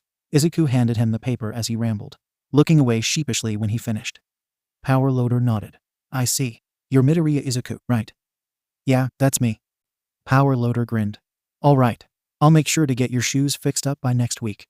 Oh, and by the way, there's an after-school coding class for anyone who interested, so if you want to join, let me know." Izuku nodded frantically. "Thank you. I'll go back to the dorms now." It was a Sunday afternoon, and Izuku, Kirishima, and Uraraka were all hanging out in Izuku's room. There were 3 plates sitting on his desk from their lunch, and Kirishima spun around on the swivel chair sitting backwards, while Izuku hung off the edge of his bed like a bat, and Uraraka sat comfortably on the headrest. They chatted aimlessly, switching subjects at the drop of a hat. "So, what hero names are you guys gonna pick?" Kirishima asked as the chair stopped spinning. "I'm gonna go with Red Riot." "Oh, that's a good one," Uraraka chirped. "I'm thinking about Uravity." "What about you, Midori-kun?" Izuku paused for a moment, furrowing his brows only to tumble off of the bed moments later, causing both his friends to wince in sympathy. "You okay, Midoriya?" "Midori-kun."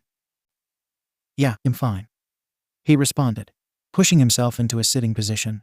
I don't really have one." Kirishima raised an eyebrow. "You don't? Not even hero names you came up with as a kid?" Uraraka questioned, and Izuku shrugged. "Well, I did come up with hero names as a kid, but, well, most of them were based on All Might, and you've seen how he is towards me, so." Izuku vaguely made out them grumbling about "not very manly" and "beat his ass," which he chose not to address, though he was grateful that his friends cared about him that much. "Well then, let's help you come up with some hero names," Uraraka said enthusiastically, pumping her fist in the air. Kirishima mirrored her fist pump. "Yeah, we'll come up with something really manly." Izuku waved his hands about in front of him. "Oh, you guys don't have to do that." They both cut him off. "We want to." As soon as she realized that they'd spoken at the same time, Uraraka whipped her head around dramatically to face Kirishima, and said, "Jinx, you owe me 50 yen." Kirishima nodded solemnly. "My wallet is in my room. I'll go grab it." "Midoriya, you need to get one of your notebooks ready." He then got out of the swivel chair and left the room. And in that moment, Izuku and Uraraka made eye contact, which only lasted a second before they both rushed to get the swivel chair. Uraraka won, somehow, claiming the chair with excited whoops, so Izuku went to his bookshelf to get one of his notebooks, labeled, "My Hero Career." He plopped back down onto the floor, flipping his notebook to the first blank page, and titling it Hero Names. Not too long after, Kirishima walked into the room, 50 yen in hand. He gave a probably exaggerated pout when he saw that Uraraka had stolen his spot, but handed her the money, which she quickly pocketed, and sat down next to Izuku, looking over his shoulder at the blank page. "So, how are we gonna do this?" Kirishima asked. Izuku hummed, "Well, how did you guys come up with your names?" "Well, mine's a combination of my last name and gravity, because I'm becoming a hero to support my family. And my quirk is zero gravity, Uraraka replied, kicking off the wall to get the swivel chair to spin. Mine was inspired by Crimson Riot. He's the one who inspired me, Kirishima replied, bumping his fists together at the end. Izuku nodded. Well, I can't really name myself after the hero who inspired me, seeing as that hero is also All Might. But maybe I can base it on my motivations as a hero. Or my quirklessness. They both nodded. Sounds like a plan. Wait, Uraraka said. What are your goals? Anyway, Izuku rubbed the back of his head sheepishly. Well, when I was a kid, I wanted to be a hero because I wanted to help people. But now I also want to be a hero to show everyone that anyone can follow their dreams, no matter the quirk. Well then, let's get this started. The three of them mostly just called out random names they thought of after that, and Izuku would write them down on the notebook page. Some of which included Outcast. Zero, Uraraka and Kirishima both said no to it, but he added it anyways. Greenie, jokingly suggested by Uraraka. Guardian Angel. Hackman, a Pac-Man reference that neither Uraraka nor Kirishima understood, and Beacon. There were plenty others that they came up with, too, and soon the page was full. Plenty of the names were good, but none of them felt like the right one to Izuku.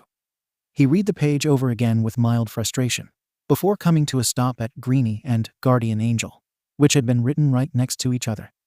There was something in the back of his mind, waiting to be used, but he couldn't quite grasp what it was, until Green Guardian. Oh, I knew you'd reference green. It's basically your color, Uraraka replied. Kirishima nodded. It sounds super manly. I like it. Oh hey, it's kinda like my name, too. Oh yeah, it is, Izuku grinned, and Kirishima grinned back. Uraraka hummed. Well, in that case, maybe I'll use Pink Planet instead. Then we can be a team. Oh yeah, many high fives followed. It was Sunday afternoon, and Yaoyorozu was helping Kaminari with his homework again. It was really nice of her to do, and she was really smart, so Kaminari wasn't too worried now that she was helping him. Hey, you know what would be a good idea? Kaminari asked suddenly, putting his pencil down mid-equation. He didn't wait for an answer before continuing. We should do, like, a study group or something. It'd be super fun. And then we can all keep up in class. Yaoyorozu nodded slowly. That does sound like a good idea. Actually, wait, really? Sweet. I'll go tell our classmates, Kaminari said, already starting to get up. Yaoyorozu shook her head. You should finish with that first. You're almost done with it anyways, right? Kaminari opened his mouth to protest, but quickly decided that it was probably a bad idea. Yes, ma'am. Izuku was in his room, scribbling furiously in his notebook, only stopping to glance at the words on his computer. He figured that if All Might wouldn't let him train with the other students, and wouldn't teach them any of the non-practical lessons they should be learning, he'd just have to teach himself. It probably wasn't the best idea, all things considered. There was a reason that you had to go to a hero school in order to learn how to be a hero, after all. Despite that, though, this was better than just not learning anything at all. He could probably get Uraraka and Kirishima to help him train too, though they had already left to do their own things, so he couldn't ask them at the moment. It shouldn't be an issue, though. They saw each other often and knew his thoughts were interrupted by a soft, rhythmic knocking on the door. He didn't recognize that knocking. Kirishima's knocks were sturdy, and usually only one at a time, and while Uraraka's was more gentle like this one, it wasn't nearly as rhythmic, and no one else came up to his room, so he had no idea who could be at the door. The knocking started again, alerting him to the fact that he'd spent a while trying to decipher it. He set his notebook down and walked over to the door. He opened it slightly to see Yaoyorozu smiling at him. Yaoyorozu-san, is something wrong? Izuku asked, making sure to keep a calm expression. She shook her head. No, nothing's wrong. It's just that me and Kaminari decided to make a study group to help our classmates, and I was wondering if you'd like to join. She continued speaking after that, but the sound of her voice was drowned out by his thoughts. He'd been in study groups before, in elementary, and even his first year of middle school. Study groups were never helpful. In some of them, they didn't even actually study, just came up with more excuses to hurt him. In others, they would make him feel like he was stupid by babying him, and dumbing everything down to explain it to him, even though he already understood the subjects. And then there were the ones where they would make him do the work for them, and threaten to hurt him if he didn't. They were never hesitant to follow through with such threats. Her mouth stopped moving, and she looked at him expectantly, waiting for his answer. He shook his head. No, thanks. Study groups aren't for me. It was true. When he finally realized that they'd never actually be helpful for him, he hated them. She looked disappointed. But she nodded anyways. I understand. If you ever change your mind, just come tell me, okay? He nodded. Despite knowing that he wouldn't be changing his mind. He closed the door without saying anything else. Ieyasu had been hoping that Midoriya would have said yes, honestly. She had asked everyone, of course. But she had especially wanted for him to join. Like she had told him, he was very smart. So while she thought he wasn't exactly fit for the hero course, he would make for a good tutor in the group. She didn't quite understand why Midoriya had said no, as while he seemed a bit aloof, he also seemed like the type of person to take any opportunity to help others. And this study group seemed like just that. It might have been that he simply didn't like studying, but she had seen him in those notebooks, so she just couldn't figure out why he'd say no. But she didn't want to push. It was his decision, after all. Besides, they had enough members. With herself, Ida, Bakugo, she had no idea how Kaminari had done it. 𝗬𝗵𝗲, Ishido, Toru, Siro, and Sato. And chances were, more classmates would join once they all got to know each other more. Maybe even Midoriya would join eventually. It was Monday morning. Izuku sat in his seat behind Bakugo, which was not at all fun, waiting for homeroom to start. Aizawa had only entered the classroom in his sleeping bag on the first day, so while he mostly expected for Aizawa to walk through the door normally, he kept an eye out for the sleeping bag just in case. The bag never made an appearance, though, and Aizawa walked through the door normally. The chatter in the room went quiet, and Aizawa nodded in what Izuku might call approval if he didn't know better. You got quiet faster this time. He walked up to the podium. We're going on a field trip at the end of the week, so be prepared for that. Also, you need to pick a representative. I don't care how you do it, just keep it quiet so I can take a nap.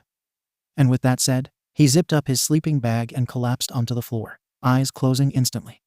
The room instantly devolved into chaos, everyone yelling above each other saying how they should be the representative.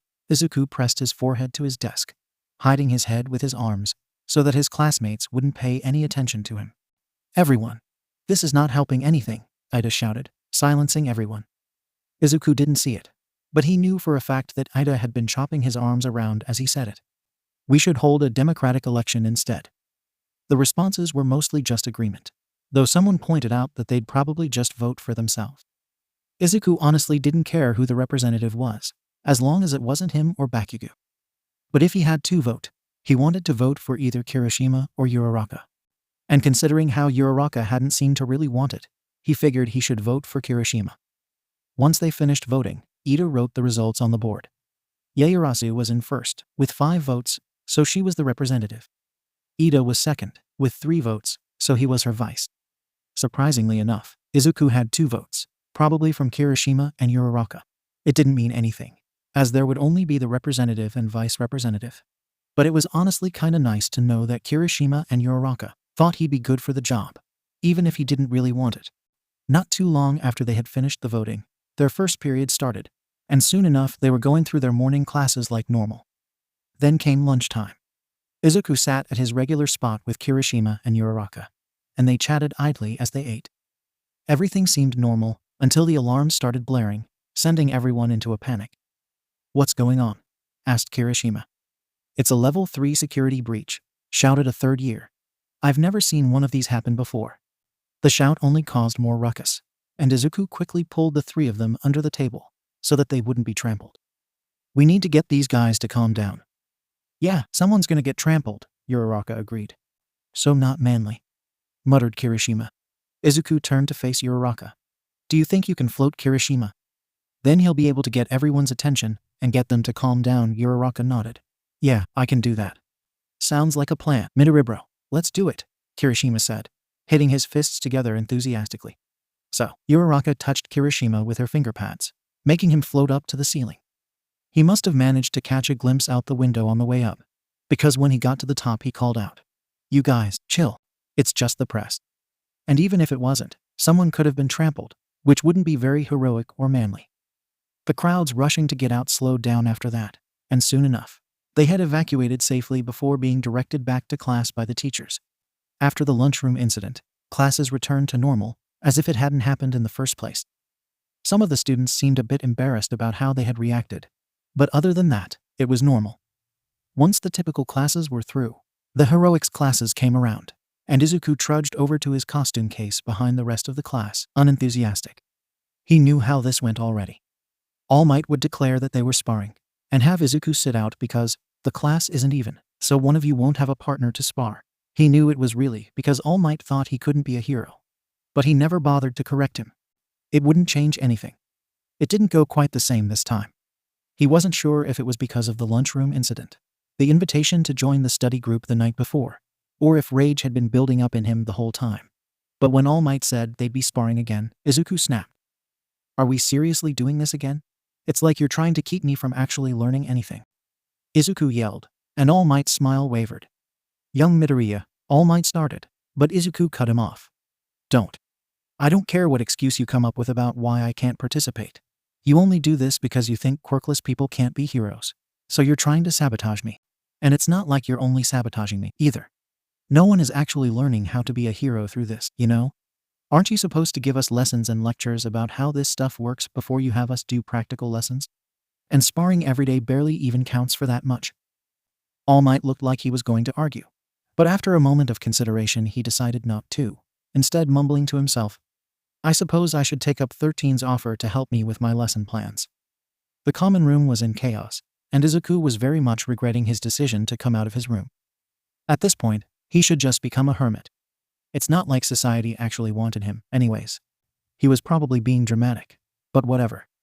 He was still a bit pissed after what had happened in heroics class. They class had formed a betting pool. A goddamned betting pool. Over what the field trip would be, too. His old classmates never did anything like this over field trips. Then again, most all of Aldera's field trips were boring, according to them. Izuku didn't actually care about them that much. Hey Zuku, if I place a bet, would you pay it for me if I lose? Uraraka asked. Absolutely not. None of these fuckers are getting any of my money, even if it's for you. Izuku replied, and Uraraka pouted. I will, however, give you some of my money directly if you need it. Uraraka's pout turned into a grin. Thanks, Zuku. No problem, Izuku shrugged. Why is everyone making bets on what the field trip will be, though? Is it really that big of a deal? I mean, I wanted to place a bet so I could get some extra cash if I won. Uraraka mumbled, and Izuku chuckled a bit. I think the rest of them are just excited. I mean, I know I am. It's a field trip at UA. I honestly don't care that much about field trips. He replied. Really? Why's that? They're just another school activity, you know? And it's not like school activities ever go well for someone like me, so. Izuku mumbled, trailing off at the end. Oh. Uraraka hummed, seeming. Izuku didn't entirely know how to describe it. Pitying? Sympathetic? Generally downcast. But then she gave him a wide grin and said, well, I bet you'll love this one, whatever it is. I'm glad you and Kirishima are feeling enthusiastic about it, at least. Toshinori was unsure. He needed to find a successor, and something told him that he needed to find one soon.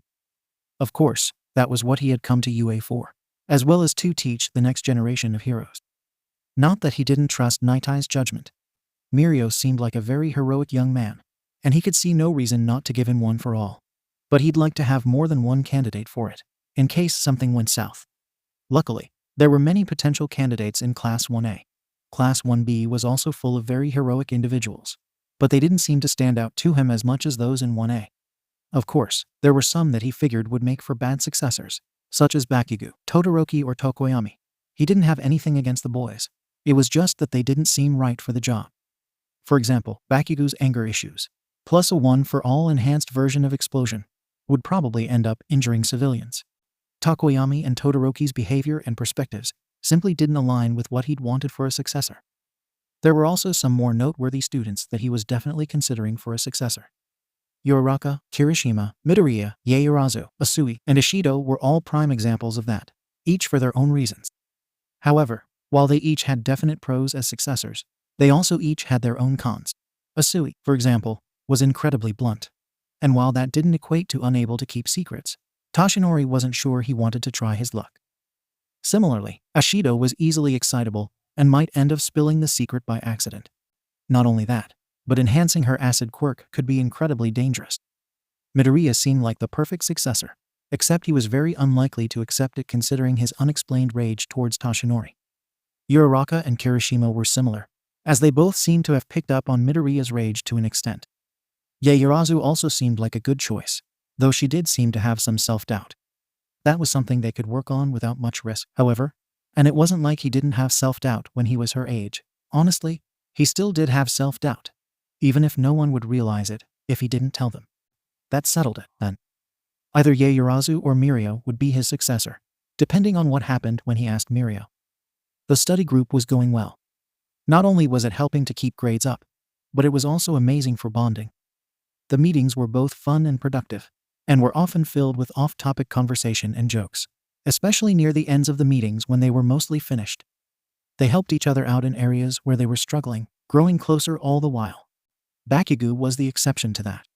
He helped out, sure, but he did it begrudgingly, and only when he was prodded about it a lot. Even then, his help was more like yelling how the question was done at them, and yelling some more when they got it wrong. When he got frustrated with whatever he was doing, he'd simply storm off rather than accept the help offered by others in the group. And he had a tendency to blow up at people when they tried to get him to join in their conversations. It was getting frustrating to deal with him, honestly. He was smart and strong, but those were his only real pros. And the study group already had 2 of the smartest kids in the class, so his smarts wasn't much of a reason to keep him in the study group, and strength wasn't really needed for it. Plus, he didn't really seem like he wanted to be there, so the worry of making him feel excluded wasn't really there either. Still, Ieyasu wanted to give him a chance. They had only been a group for 3 days, so maybe it was just his way of getting used to it or something. Maybe she could help him realize that the way he was acting wasn't really how a hero would act. Yes, that seemed like a good plan. And if it didn't work, she would have him leave the group, simple as that. Izuku had rushed to finish his dinner, so that he wouldn't have to be around the rest of class for any longer than he had to be. It was what he did every night, so he figured it wouldn't be any different from every other night. Apparently, the universe hated him more than usual today, because as he was putting his dirty dishes in the sink, he hiccuped loudly. Seriously. ****. Everything stopped, as everyone at the table turned to stare at him, and Kaminari asked, "What was that?" Izuku shifted uncomfortably under the attention. It was just ****, just me. Haha. ****, nothing to worry about. I'm not sure about that, buddy. Those do not sound like a good thing. Are you sick? Zero asked. Izuku waved his hands about in front of him. No, seriously, ****, I'm fine. It's just the ****ups. No big **** deal. Hiccups chorused back pretty much everyone there, and Izuku blinked at them, staring in shock. How did they not know what hiccups were? Then it clicked in his mind. Oh, all right. Only quirkless people get hiccups. Yeah, This is normal for for me. I'll be fine. Just need a just need to wait it out. Ieyasu stood up and started walking towards him. If you get sick like this on a regular basis, you definitely need to see recovery gi. No, Izuku yelped, swatting her outstretched hand. Was it intended to help? Away from him, stepping back until he was up against the sink. Ieyasu froze up, and Izuku tried to take a deep breath to calm himself, only to be interrupted by a hiccup. I'm not sick. This just happens when I when I eat too fast sometimes. It's fine. Seeing that there was still some disbelief from his classmates, Izuku ran off to his room. Maybe they really, truly were worried about him and trying to help, but that was unlikely. With the exception of Uraraka and Kirishima, everyone thought he was just some useless kid. If anything, Ieyasu was just trying to bring him to Recovery Girl to convince her that someone who got sick as much as he did shouldn't be a hero. It was times like this that made Izuku wish he didn't have to live in the dorms with his classmates. Maybe if it was just him, Kirishima, and Uraraka. But he knew that would never happen. Well, at least Bakugo wasn't there when it happened. That would only make things a whole lot worse. Izuku once again stood in front of the support course room, this time without a form for a costume change. He didn't have anything else he wanted to change at the moment, so there wouldn't be a point in bringing one. It was currently lunchtime, so there wouldn't be anyone in the room other than Power Loader. He had made a decision on Power Loader's offer of joining the coding club. Izuku was decent at coding and hacking already, sure, but he was self-taught for the most part, so it wasn't really all that good, and he could always learn more. Plus, it was a great way to practice without hacking into things and causing a disturbance, and a good excuse to spend less time around his classmates. He says that, as if he doesn't spend all his time in his, Kirishima, and Uraraka's dorm rooms, aka the only people he liked other than the risk of the other members. not liking him for his quirklessness, or even for being in the hero course. He'd seen how Gen Ed kids looked at hero course kids. He couldn't really think of any cons, and even then, they'd probably be too busy coding to be mean to him or anything. So now he just had to sign up for it. Which, of course, meant he'd have to talk to 𝗵𝘃𝗧𝗏 about it, since he didn't know how to sign up for it. Before he could change his mind, he knocked on the door. A reply of "come in" came from inside, one he recognized as 𝗵𝘃𝗧𝗏 fairly easily. He opened the door and stepped inside. "Hi." "Oh, hello Midoriya-kun. Do you need more adjustments for your costume?" 𝗵𝘃𝗧𝗏 asked, and Izuku shook his head. "No, thanks. I came here to sign up for the coding club." 𝗵𝘃𝗧𝗏 nodded, grinning coarse. "Gimme a sec to get the sign-up sheet." He rummaged through the drawers in his desk a moment, before pulling out a sheet with a grid on it, some of the squares filled with signatures, as well as a pen. "Here it is. Just sign your name in one of the empty boxes. Sessions are after school days at either 3:05 or 6:08, depending on when you want to go. Or you could go to both if you want." Izuku nodded along, writing his sloppy signature in one of the boxes. "Thank you." 𝗵𝘃𝗧𝗏 flashed a smile. "No need to thank me. I'm glad to have a new member in the club. Now, you go have your lunch." Izuku walked out of the last hour with a grin on his face, which most of his classmates seemed confused by. He mostly smiled around Kirishima and Uraraka. But he was just really fucking excited at the moment.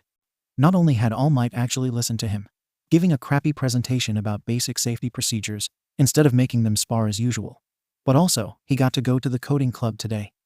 Admittedly, he was a bit nervous about it, seeing as he didn't know how people there would react to him, but for the most part he was just really excited. This was something that could very well help him as an actual hero, especially considering that it was the reason he got first on the entrance exam. He went up to the 1H classroom to see that the door was already half open. A few people he could recognize as Gen Ed students walking into the door, while some others were already sat inside. There were less support students than he had expected, probably because most of those who wanted to do coding had plenty of time to do it in class already. He hesitated only a moment before following the small group inside, no one giving him even a second glance from the fact that he was still wearing the heroics course uniform. They were too caught up in finding a place to sit to bother paying attention to the sole hero kid in the club. It seemed that was good. He knew that eventually, he'd have to deal with being under a lot of people's attention. But right now he didn't want to deal with that sort of attention. The desks in this room were different from the ones in his classroom, something he didn't notice during his other 2 visits here. Instead of 20 regular desks, there were 15 long tables with nameplates on them, each with 2 seats, so that there was room for 30 different students. They were designed similarly to workbenches, which Izuku supposed made sense, seeing as this was a support classroom. Some of the tables were filled, but most of them only had one person sitting at them, and there seemed to be no empty tables. It seemed like most of the people here were like him, not socially equipped, and therefore avoiding any circumstance that would require social interaction. There was still the casual chatter of a classroom, though, mostly from groups of what seemed to be friends. "Well," he thought, humming quietly, "I guess I just have to sit down somewhere." He sat down in the seat nearest to him, next to a girl with pink dreadlocks and bright yellow eyes with crosshair pupils. She seemed to be practically vibrating in her seat, staring intensely towards the board at the front, waiting for the start of the session. Izuku found himself tensing up a bit as he watched, near fearful of the intensity, before realizing that it was probably similar to how he was when he was writing in his notebooks. She was probably just really excited. Then, no big deal. She didn't seem to notice him, and Izuku would rather not try to start a conversation, so he instead looked around, taking in the surroundings. Every seat had a closed laptop at it, including his own seat. No one had opened theirs yet, somewhat surprisingly. There were cork boards on the walls, each covered with blueprints of support items, probably designed by the students. A few of the blueprints looked like they had been used in some of his classmates' hero costumes, and there was one blueprint he recognized as his mask. Where there weren't cork boards, there were racks and shelves, filled with an assortment of tools and materials, quite a few of which he didn't know the names of. It was more tools in one area than he'd ever seen before, which wasn't all that surprising considering that he didn't work with tools at all. The teacher's desk was to the left of the board, and 𝗵𝘃𝗧𝗏 sat in his chair behind it, seemingly waiting for the rest of the students to show up. After maybe a few minutes, 𝗵𝘃𝗧𝗏 stood up. "All right, I think that's everyone." He began explaining the basic rules of the club, and then explaining the basics of how coding works, and helping them log on to the platform they'd be using to turn in projects, and talk to one another about any events that might happen. One that was done, they were allowed to start on their first project in the club. To keep it simple for those of them who hadn't done any coding before, Power Loader gave them a prompt for the project. But once everyone got into the swing of things, they'd just all do their own projects. It was fairly easy for Izuku, although the program used a different type of code than he was used to, so it took him a moment to catch on. The girl sitting next to him seemed to be having a much harder time, though. Not that it deterred her any. Every failure seemed to feed into her excitement, rather than dampen it. Izuku focused on his own project for the most part, same as everyone else. There was some chatter in the background from friend groups that sat together, but there was a focused atmosphere in the room. From beside him, he heard a voice say, "Wow, you sure are good at making these kinds of babies. Teach me your ways." Greeny, startled, he turned his head to see that the pink-haired girl was looking over his shoulder, a maniac grin on her face. "Oh, thanks. What do you mean by babies?" She giggled like the answer was obvious, and maybe it was. Izuku didn't really know that much about slang, seeing as he never had many friends in his childhood. She pointed to the computer screen. "That code, of course. Your babies are whatever it is that you make." "Oh, huh. Anyways, didn't you hear the second part? Teach me your ways, Greeny," she demanded. It seemed like she wouldn't take no for an answer, although it didn't seem nearly as mean as his past classmates did when they demanded he do something. Hesitantly, Izuku nodded. "Sure, what's your name?" "I'm 𝗧𝗵𝗲, future CEO of 𝗧𝗵 Industries," she declared proudly, turning her computer so he could see it easier. "Now, let's get started." Yaoyorozu had enough. She tried to get Bakugo to stop being so rude to everyone, but he only ever responded by saying, "You're not my mom, dumb bitch," or some variation of that. So when Bakugo slapped Kaminari on the back of the head for not understanding his annoyed shouts yet again, Yaoyorozu said, "That's it. Bakugo, you aren't part of this study group anymore." Bakugo froze before turning to face her. "What do you mean, not in the fucking group anymore? What, do you think you're fucking better than me?" A few explosions popped in his hands as an intimidation tactic. She hesitated, confidence wavering slightly before saying, "It's not that I think we're better than you, we're all at different levels, and that's okay. It's that you're being a bully, and you won't listen when I tell you to stop. You've had your chance." Bakugo's eye twitched, and the explosions in his hands intensified. "A bully? Fuck you, I'm the best there is. It's not bullying, I'm just putting those idiots in their places." Kiro, that sounds like something a bully would say," Asui responded, putting a finger to her cheek. She said it like it was a fact, as if she had seen bullies say just that in the past. Bakugo turned to face her, enraged. "Fuck off, I'm not a bully." "I'm right." Kaminari climbed onto the table, probably to get everyone's attention. Guys, it's not a big deal. My old classmates told me I'm an idiot all the time. I mean, they didn't get physical about it, but I don't mind it, really." "See? Even fucking Dunce face agrees," Bakugo shouted. Ashido shook her head, arms crossed. "Well, does it hurt when people call you an idiot, Kaminari-kun?" "Well, yeah, but I'm used to it, you know," Kaminari replied, shrugging. "Then it's not okay, even if you're used to it. Hurting people isn't alright. That's like the opposite of what heroes do," Ashido said. Bakugo opened his mouth, probably to argue, but then he shook his head. "Whatever, I don't want to be in your stupid group any fucking ways." With that, he stormed off, slamming the door behind him. That Friday morning, instead of going to class like usual, the students of class 1 found that there was a bus parked in front of the dorm building, most likely there to take them to the field trip. They all went onto the bus in their hero costumes, led in by Ida and Yaoyorozu. Aizawa was already sitting in the front, half asleep. Izuku sat in between Kirishima and Uraraka, listening to the chatter in the bus around them. Kirishima and Uraraka were talking to each other, and while Izuku would normally join in on the conversation, they were surrounded by people who he was normally rather cold towards, and he'd rather not make them upset by being friendly with Kirishima and Uraraka in front of them. It probably wouldn't end well if he made them upset, so he'd prefer to just avoid that. It was good enough for him to just hear their voices over everyone else, though. At some point, his classmates decided to start a Bakugo roast session, which was interesting to see, but also absolutely terrifying with the amount of explosions and shouts coming from Bakugo. Izuku did his best to stifle laughter at the comparison of Bakugo being an angry Pomeranian, and almost lost it when Jiru remarked that calling him that was an insult to dogs. Luckily, Bakugo didn't seem to notice with the sheer amount of people laughing at the joke. That was good. Izuku didn't want to die just yet. Aizawa chided them for being too loud once or twice. But other than that, and the fear that came with Bakugo being angry, the bus ride was surprisingly pleasant. It was too bad that it wouldn't last. As they pulled up to the building the field trip would be at, Uraraka pressed her face to the glass window. Is that the 𝗧𝗃? I heard 13 runs this place? They're so cool. Izuku hummed. Aren't they the one who inspired your space theme? She nodded happily. Yeah, I want to be a rescue hero like them. Kirishima grinned. I can definitely see it. You know, prioritizing the rescue over fighting villains is pretty manly. That was when the bus stopped, and Aizawa stood up suddenly. Everyone, off the bus. We're here. The class clamored to get off the bus, all of them excited to find out what would happen at their field trip.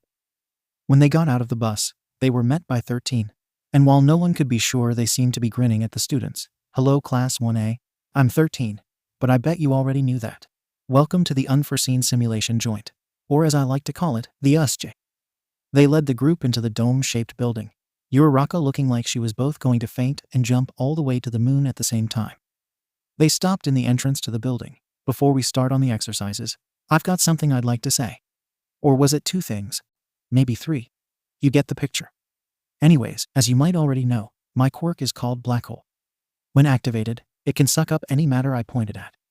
It can easily be used as a weapon of destruction if I wanted to, but I instead choose to use it to rescue. The same can be applied to all quirks. No matter how destructive it seems, it can be used to save lives. You've already started learning how to use these quirks in battle. In this lesson, though, you'll be learning how to rescue. As they finished their speech, the lights began to flicker. Izuku gave his friends a nervous glance, and within the 2 seconds he looked away. A swirling vortex of purple mist had begun to form above the fountain in the center of the building. Aizawa seemed to notice it at the same time Izuku did, as only seconds later, he said, Shit, villains are attacking. 13. Get the students to safety. Just before jumping down to the main plaza, where villains had started to pour out of the portal that had now formed. 13 nodded and turned to the class. All right kids, let's go. Izuku hesitated, knowing that Aizawa usually fought in alleys against only 1 or 2 criminals, rather than a crowd of villains in such an open space. But he also knew that he wouldn't be much help, seeing as he had even less experience fighting in such conditions, that is, none. So, he ran with the rest of his classmates, only for the group to be stopped by the misty portal in their path. This time, though, there were what looked like eyes, so the portal was actually a living being. Then, hello, herolings, said the misty villain. We are the League of Villains. I apologize for our rudeness of coming uninvited. But you see, we have a very important task. That is, we came here to kill All Might Bakugo 𝗧𝗪. Yeah, right? You fucks can't beat All Might, and I'll prove that. Then, he catapulted towards the mist villain, using his explosions to propel himself. The misty villain responded quickly, though, enveloping Bakugo in mist and making him disappear. Surprised yelps and shouts rang out from the crowd, and Kirigiri's eyes narrowed in what Izuku would later swear was glee. Well, I suppose I'd better split you herolings up so our plans don't go wrong, Kirigiri said, and suddenly portals were forming everywhere. Izuku's eyes flashed to the one forming directly under Uraraka's feet, and without a second thought, he was jumping, pushing her out of the way. Next thing he knew, he was rolling on heated concrete, the air around him ablaze. Had he been teleported to the conflagration zone? 2 more portals opened, and despite his care for the 2, he sort of hoped Kirishima and Uraraka would come out. That would probably be the only way this would go well. Instead though, out of the portals tumbled Yaoyorozu and Isui. He wasn't calling her Tsu, no matter how much she insisted on it. Izuku sighed. I hate field trips. Nearly as soon as she was out of the portal, Isui started to look sick. The fire must have been drying her out then, which wasn't good for someone with a frog mutation. Yaoyorozu seemed to be fine for the most part, if a bit scared. Izuku himself was not doing so well, but physically he was fine. And in a situation like this, that was far more important than the fact that the flames only served to remind him of the feeling of Bakugo's quirk. Izuku pushed the discomfort to the back of his mind, exhaling. All right, we need to get out of here. Anyone happen to have a plan? The question was mostly rhetorical, seeing as they had only been there for a few seconds. The chances that one of them already had a plan were basically none. As he had expected, both of them shook their heads in response. Yaoyorozu seemed a bit disappointed that none of them had a plan, but maybe it was something else. He didn't address it, in part because he didn't really know what he'd even say if he were to address it. He wasn't friends with Yaoyorozu, after all. Just as Izuku started to think of a plan, The sound of approaching footsteps interrupted his thoughts. He whipped his head upwards to see a bulky-looking thug approaching them. Said thug had reddish-colored skin, which could have something to do with his quirk. The thug slammed his fists together. "Well, looky here, some kids for us to crush." As he spoke, more thugs walked up behind them, all with malicious smirks on their faces. In an instant, Yaoyorozu moved. She used her quirk to create a small, metallic sphere and threw it at the group of thugs, causing a large smoke screen to go up, temporarily hiding them from the thug's vision. Then, she grabbed his and Asui's wrists, and she began running. Izuku froze up for a second, startled, before his mind caught up to what had just happened. Asui was stumbling along behind her, clearly losing strength because of the fire. "What are you doing?" he whispered, fearful that if he was too loud the thugs would find them. Yaoyorozu didn't respond, and a wave of distrust surged within Izuku. He attempted to get free from her grip, but she managed to keep hold of him long enough to get him to wherever they were going. They stood in front of a shack. It was clearly damaged by the fires in the zone, but it looked like it was strong enough to hold up. It was one of the few buildings in the area that actually had some decent walls, though the door wasn't intact, and the roof looked like it'd have 1,000 leaks in a rainstorm. Yaoyorozu pushed the two of them inside, before creating a plyboard and moving it so that it blocked the hole that was once a door. "You two stay in here. Neither of you are in any sort of fighting condition, and I don't want you to get hurt." Then there were footsteps running the other direction, probably to where the thugs had been. "Did she really just lock us in here and run off to fight a group of villains all by herself?" Izuku asked, annoyance tinting his voice. He didn't really want to fight off a group of thugs with little to no training, but it would be better than just sitting around uselessly, especially seeing as there wasn't a real reason for him to have to hide. Unlike Asui, he was physically fine, just a bit uncomfortable due to the heat reminding him of Bakugo. He could fight. The only reason why she'd say that he wasn't in fighting condition was because of his quirklessness. It wasn't surprising. All of his classmates acted like he was helpless without a quirk. This was no different. But it still stung, especially since she was basically telling him that she wanted him to sit around uselessly, so that he wouldn't get hurt. Izuku would have been fine to fight. Plus, they were outnumbered, and in an area where they were at risk of getting burned if they weren't careful. And on top of that, chances were that the villains in this area were well adapted to fire, maybe even had an advantage in it. Even with Yaoyorozu's quirk being as unfairly strong as it was also limited. If she created too much, she'd get malnourished, and if she was fighting alone, then she'd probably have to create more things in order to help her, with the way she used it. Really, everyone who could be fighting should be fighting, and yet she had told him to stay behind, so she could do it on her own. He stared at the plyboard blocking the door for a while, contemplating whether or not he should move it and go help Yaoyorozu regardless of what she'd told him. But it wasn't a good idea. As much as Izuku hated sitting around uselessly, if he moved the board it could draw attention to their location. And while Izuku could fight, Asui actually couldn't. He sighed, slumping against the wall. What else could he try to do? He had medical supplies in his pouches, but none of them would help Asui. He didn't have anything to rehydrate her. He should bring that up next time he goes to the support room, actually. There'd be plenty of times when a civilian he rescued was dehydrated, for quirk reasons or otherwise. He really should have something to help with that. Okay, that's enough of that. He needed to focus on the current situation, not possible costume upgrades. Well, the fire was the reason Asui was currently so weak, right? And said fire was also a danger for Yaoyorozu, who was out there fighting villains in it. Plus, the fire was probably benefiting at least a few of the villains out there. And the fire was also connected to the USG's main controls, which were digital. Izuku knew how to hack, and his costume was equipped with a pad that allowed him to do just that. Nodding to himself, Izuku got to work. It wasn't as hard as he'd expected it to be. The USG would have had much better security than the entrance exam bots and Aizawa's test equipment. But since one of the villains used their quirk to shut down security protocols, Izuku didn't really have to worry about any sort of security. Soon enough, Izuku had shut down the simulations in all of the zones, which would hopefully mean that everyone would have an easier time with fighting the villains. Trying to turn the security back on so that Yua would find out what was happening would be a whole different challenge, though.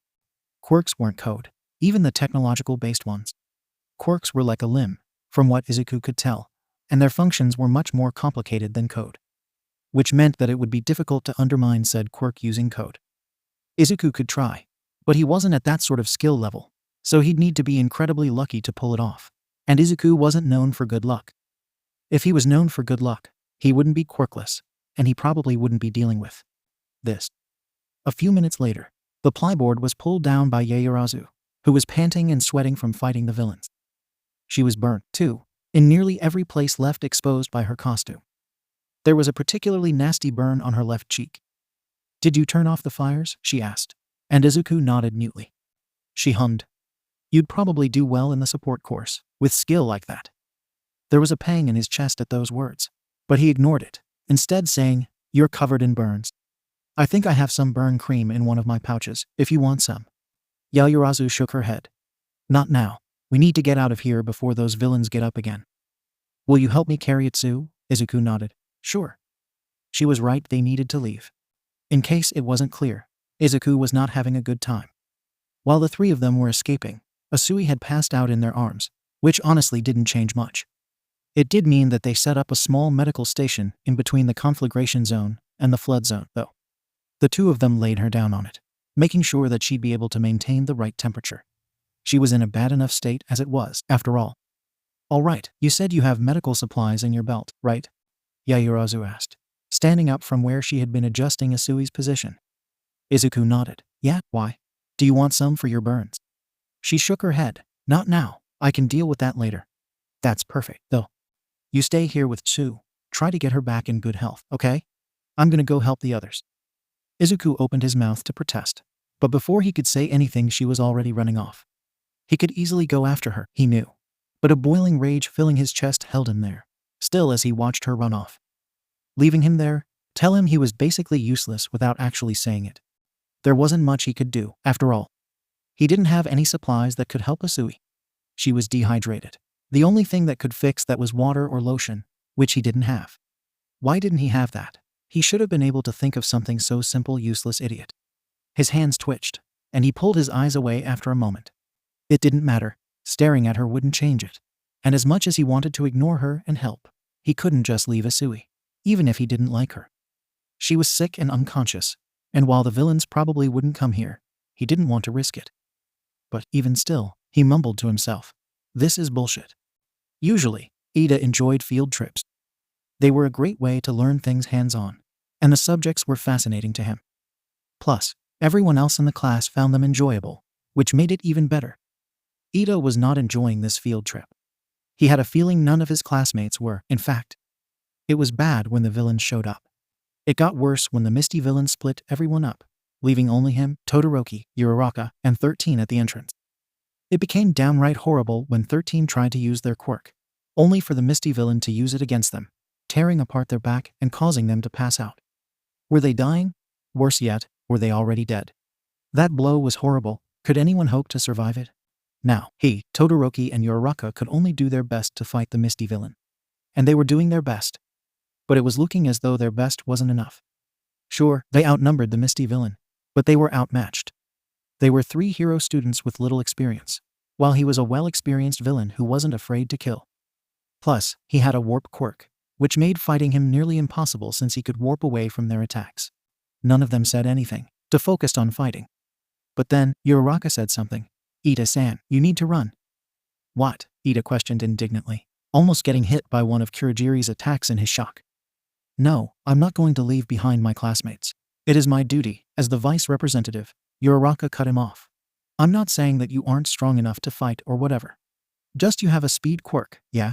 And communications with Yua are all blocked. So we need a way to get backup. Therefore, you should run to campus and get backup."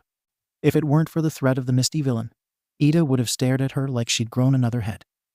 As it was, though, he dodged underneath one of the Misty villain's attacks as he said, "Like a coward. What would my big brother think if I just ran away from a fight like that, when I could be helping?" "Why does it matter?" Uraraka snapped. "Just go get help. 13 is down, probably either dying or dead. Aizawa-sensei is stuck fighting a giant horde of villains, and our classmates are scattered across the Ōtsuchi. We're first years, and this is our second week at Yua. We can't fight these villains, so you need to get backup. Or do you want everyone to die here?" Ida was left speechless at that, and wordlessly nodded. She had a point there, he supposed. He had been thinking the same thing earlier, they couldn't fight off these villains. But it still left a bad taste in his mouth. To simply run away and leave Uraraka and Todoroki with one less person helping them. The Misty villain chuckled. "Planning in front of your enemy. That's a one-way track to losing, you know. Uraraka ignored him as she picked up a shard of ice from Todoroki's quirk, activating her own quirk on it. Well, go. As she threw the icy projectile, Ada ran. He ran faster than he ever had before if Uraraka was right. And she probably was. His classmates' lives could be depending on him. After all, these were real villains, not just a training simulation. Villains would not hesitate to do awful things. No matter who the victim may be, villains would not hesitate to kill. Especially villains who aimed to kill All Might himself. So he ran, as fast as his engines could take him without overheating. He was probably towing the line of overheating anyways, if how warm his legs felt was saying anything. It didn't matter though, not right now. Right now, he needed to focus on getting back up. With the situation of getting back up handled, Uraraka turned her full attention back to the misty villain, only to see that he was fading into his own mist, teleporting away completely. That couldn't be good. What do you mean, one of the brats got out? Shigaraki rasped, scratching at his throat as he glared at Kirigiri. You're a warper, how could they get past you? My sincerest apologies, Master Tamura, Kirigiri replied. He was simply too fast for me to form a portal in time. Shigaraki scratched more as he glared. I should kill you right now. You're lucky that I need you in my party to beat the final boss, he scoffed. Whatever, Namu and all these NPCs can handle the minions. Shigaraki looked down to the area lower to him, watching the violence occurring below. Eraserhead just kept beating all of his NPCs. As cool as he was, Shigaraki needed them far more than he did Eraserhead. And besides, he was a hero, just like All Might was. Speaking of Namu, go take care of Eraserhead. In an instant, the Namu was on Eraserhead. Even if Kirigiri had let a mini-boss escape, they could still go on with their plan. Yaoyorozu tensed as she watched the scene from her cover in the bushes. Aizawa-sensei was being beaten down relentlessly by the Namu, near completely unable to fight. Meanwhile, no one was in sight to help him fight it off. He needed help, and fast, and she was so close. She could do something, use her quirk to make something that would help. But what? That villain said that Namu was designed to take on All Might, hadn't he? What was there that she could use to help beat it? As she pondered this from the bushes, she noticed the feeling of eyes on her. Someone was looking at her. Someone knew she was there. She looked up, meeting the gaze of the main villain, who stared right at her with murder in his eyes. Kirigiri, he rasped, do you think the final boss'll get here faster if I kill some mini-bosses? Oh no. Hastily, she activated her quirk, pushing a metal pole out of her arm as the villain launched towards her. Gripping it tightly, she blocked the outstretched hand that was aimed for her face, only to feel it break apart from the center, right where the impact was. The metal was supposed to be stronger than that, then she saw it. It was crumbling to dust before her eyes, the once staff in her hands blown away as nothing more than dirt. Was that his quirk? It had to be. There was no other explanation for it. The villain grinned madly at her, as she gaped in fear and surprise. You're next. A hand was extended out once again, aiming for her face, and she could see the end. Already a body was slammed into her from behind, tackling her out of the way. Almost immediately the weight was removed and her wrist had been grabbed, as she was dragged up and pulled away from the villain. Come on, we need to get away from him, Midoriya shouted as he ran, and while he was fast, she realized as she stumbled along behind him. Wait, Midoriya, what are you doing? Saving you, he hissed, turning a corner as he ducked behind a group of bushes far from where Shigaraki had found her, pulling her into the hiding place. I told you to stay with Tsu, Yaoyorozu shouted, panting slightly. She wasn't used to that amount of physical activity. Usually she was able to rely on her quirk more. Midoriya gave her a harsh glare and aggressively whispered, You think I'm heartless enough to just watch you die while I sit around uselessly? I knew I could do something, so I did. You're welcome, by the way. Now be quiet, or he'll find us again. That's not what I meant. I know that you're a good person, but Midoriya-san, you could have been hurt.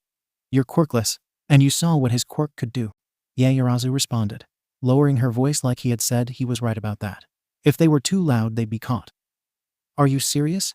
Midoriya asked, practically groaning. Yeah, I'm quirkless. I'm quirkless and I saved your life. It doesn't matter that I'm quirkless. It only worked because he didn't see you coming. Now that he knows you're here, you're in danger. We're all in danger.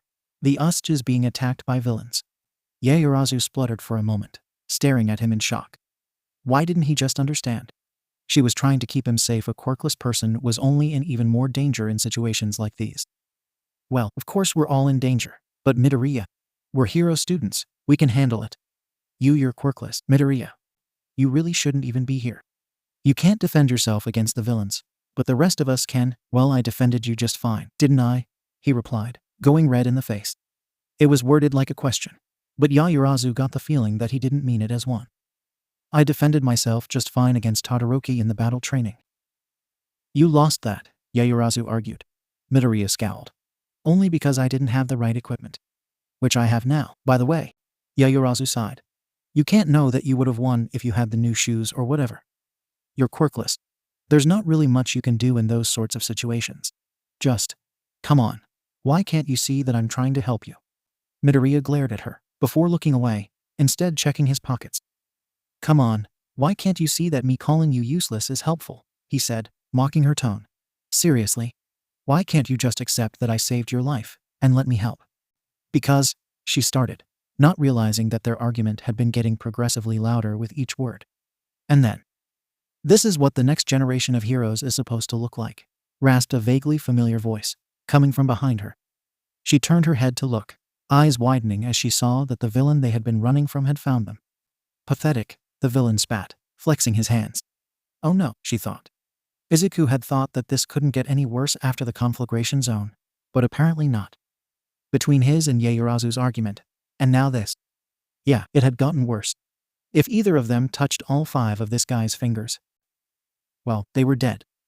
Izuku might not like 𝗧𝗪𝗧𝗏 that much, but he wasn't too keen on seeing her die, either. Nor was he keen on dying himself. Probably the best thing about this was the way Shigaraki gave away exactly where he'd attack, giving them the chance to avoid his touch. The majority of the fight was really just them dodging Shigaraki and trying to get some distance from him. 𝗧𝗪𝗧𝗏 wouldn't have enough time to make anything with her quirk before Shigaraki made another attack, and Izuku couldn't attack without getting close to the villain, which was something he'd rather not risk. He should probably figure out some sort of ranged weapons. No, not now. Focus on not dying, Izuku. So, yes, this was by far the worst field trip Izuku had ever been on. And that is an achievement in itself.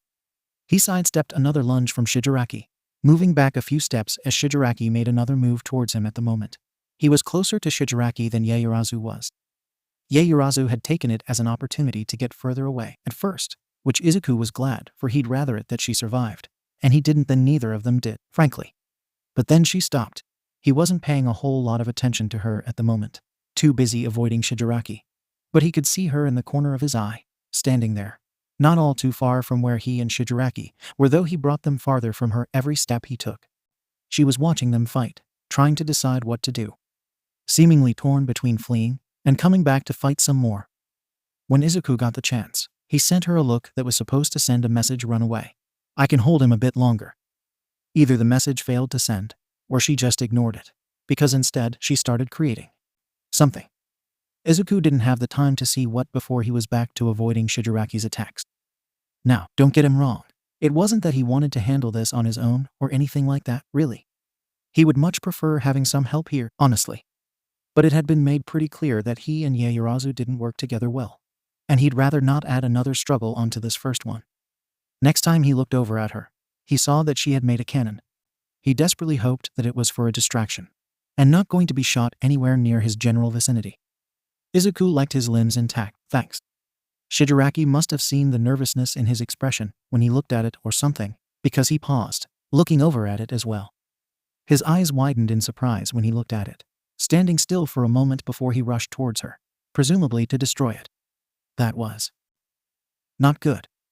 There wasn't much Izuku could really do to stop him without risking being disintegrated. But chances were, once he got through the cannon, he'd be going after 𝗧𝗪𝗧𝗏. Well, it wasn't like what he'd been doing before wasn't also risking him getting disintegrated. Making up his mind, he ran after Shigaraki, able to keep up due to all his practice at running, as well as the villain's apparent lack of. As soon as he was close enough, he grabbed onto the odd red wiring on some of his decorative hands. Really, that was practically asking to be used against him, and pulled. Since the hands he pulled on were attached to his upper half, Shigaraki was pulled off balance by it, and Izuku quickly maneuvered so that he was in front of Shigaraki, kicking him in the chest so he'd fall backwards the rest of the way. And as soon as Shigaraki fell, he heard 𝗧𝗪𝗧𝗏 shout, "Midoriya-san, run." He did not hesitate to run away, knowing exactly what she was doing. The cannon. He heard it go off, heard it landing behind him as he ran. It sounded as if it had impacted in the ground rather than on Shigaraki. There was a sharp pain in his lower back as something pierced his skin, causing him to gasp and stumble forward in pain. He had not ran quite fast enough. It wasn't much, but a piece of debris was stuck in his back. Fuck. Despite the pain in his back, Izuku continued to stumble forwards for a few more feet before allowing himself to collapse. He needed to make sure that he was far enough away from Shigaraki that the villain couldn't get to him too quickly. He wasn't sure he could fight with this sort of pain in his back. The injury wasn't one that he'd be able to care for, even with his medical supplies. He couldn't see his back to properly deal with it, nor could he reach the area where the debris had landed. So he was stuck with a piece of rubble logged in his back. In the middle of a villain attack, no less. Great. He lay on the cold, stone floor of the 𝗧𝗏, unable to gain enough strength to pull himself back up. He could hear Yaoyorozu shouting his name, along with various exclamations of distress and anger, footsteps that he figured were hers drawing nearer. He could hear the door bursting open as several people rushed in, shouting at the villains.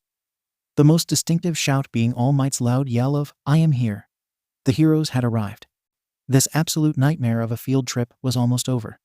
Izuku gave a sigh of relief at that, the pain from the debris making it shaky and broken. Now that they had backup, the villains would have to surrender or run away. The crowd might have been large at the start, but between Aizawa's efforts and all the students fighting in the different areas, surely there weren't that many villains left. Plus, with all the stress of everything happening, Izuku could do to cling on to some sort of hope. "Namu. Attack All Might!" yelled the hand villain, sounding even more pained and raspy than before. The cannonball must have missed him, but clearly he had been hit by the rubble too, probably more than Izuku was, since he'd been closer to the cannonball when it happened. The sounds of battle started up again soon after, but Izuku couldn't bring himself to focus in much on it, not with the pain in his back. The footsteps continued to get closer, until they stopped right next to him. Slowly, he turned his head to see Yaoyorozu crouched next to him, mumbling, "Oh God, oh God, oh God," over and over. She reached over to where the debris probably was, before pulling away again, looking increasingly distressed. Do I pull it out?" she muttered, sounding almost panicked. Frankly, Izuku could hardly believe that she seemed this concerned about him, considering how she kept disregarding him because of his quirkless status. She had clearly expressed that she thought he was useless, so why she would care enough to bother helping him, he wasn't too sure. No, he rasped out, regardless of how unsure he was of the situation.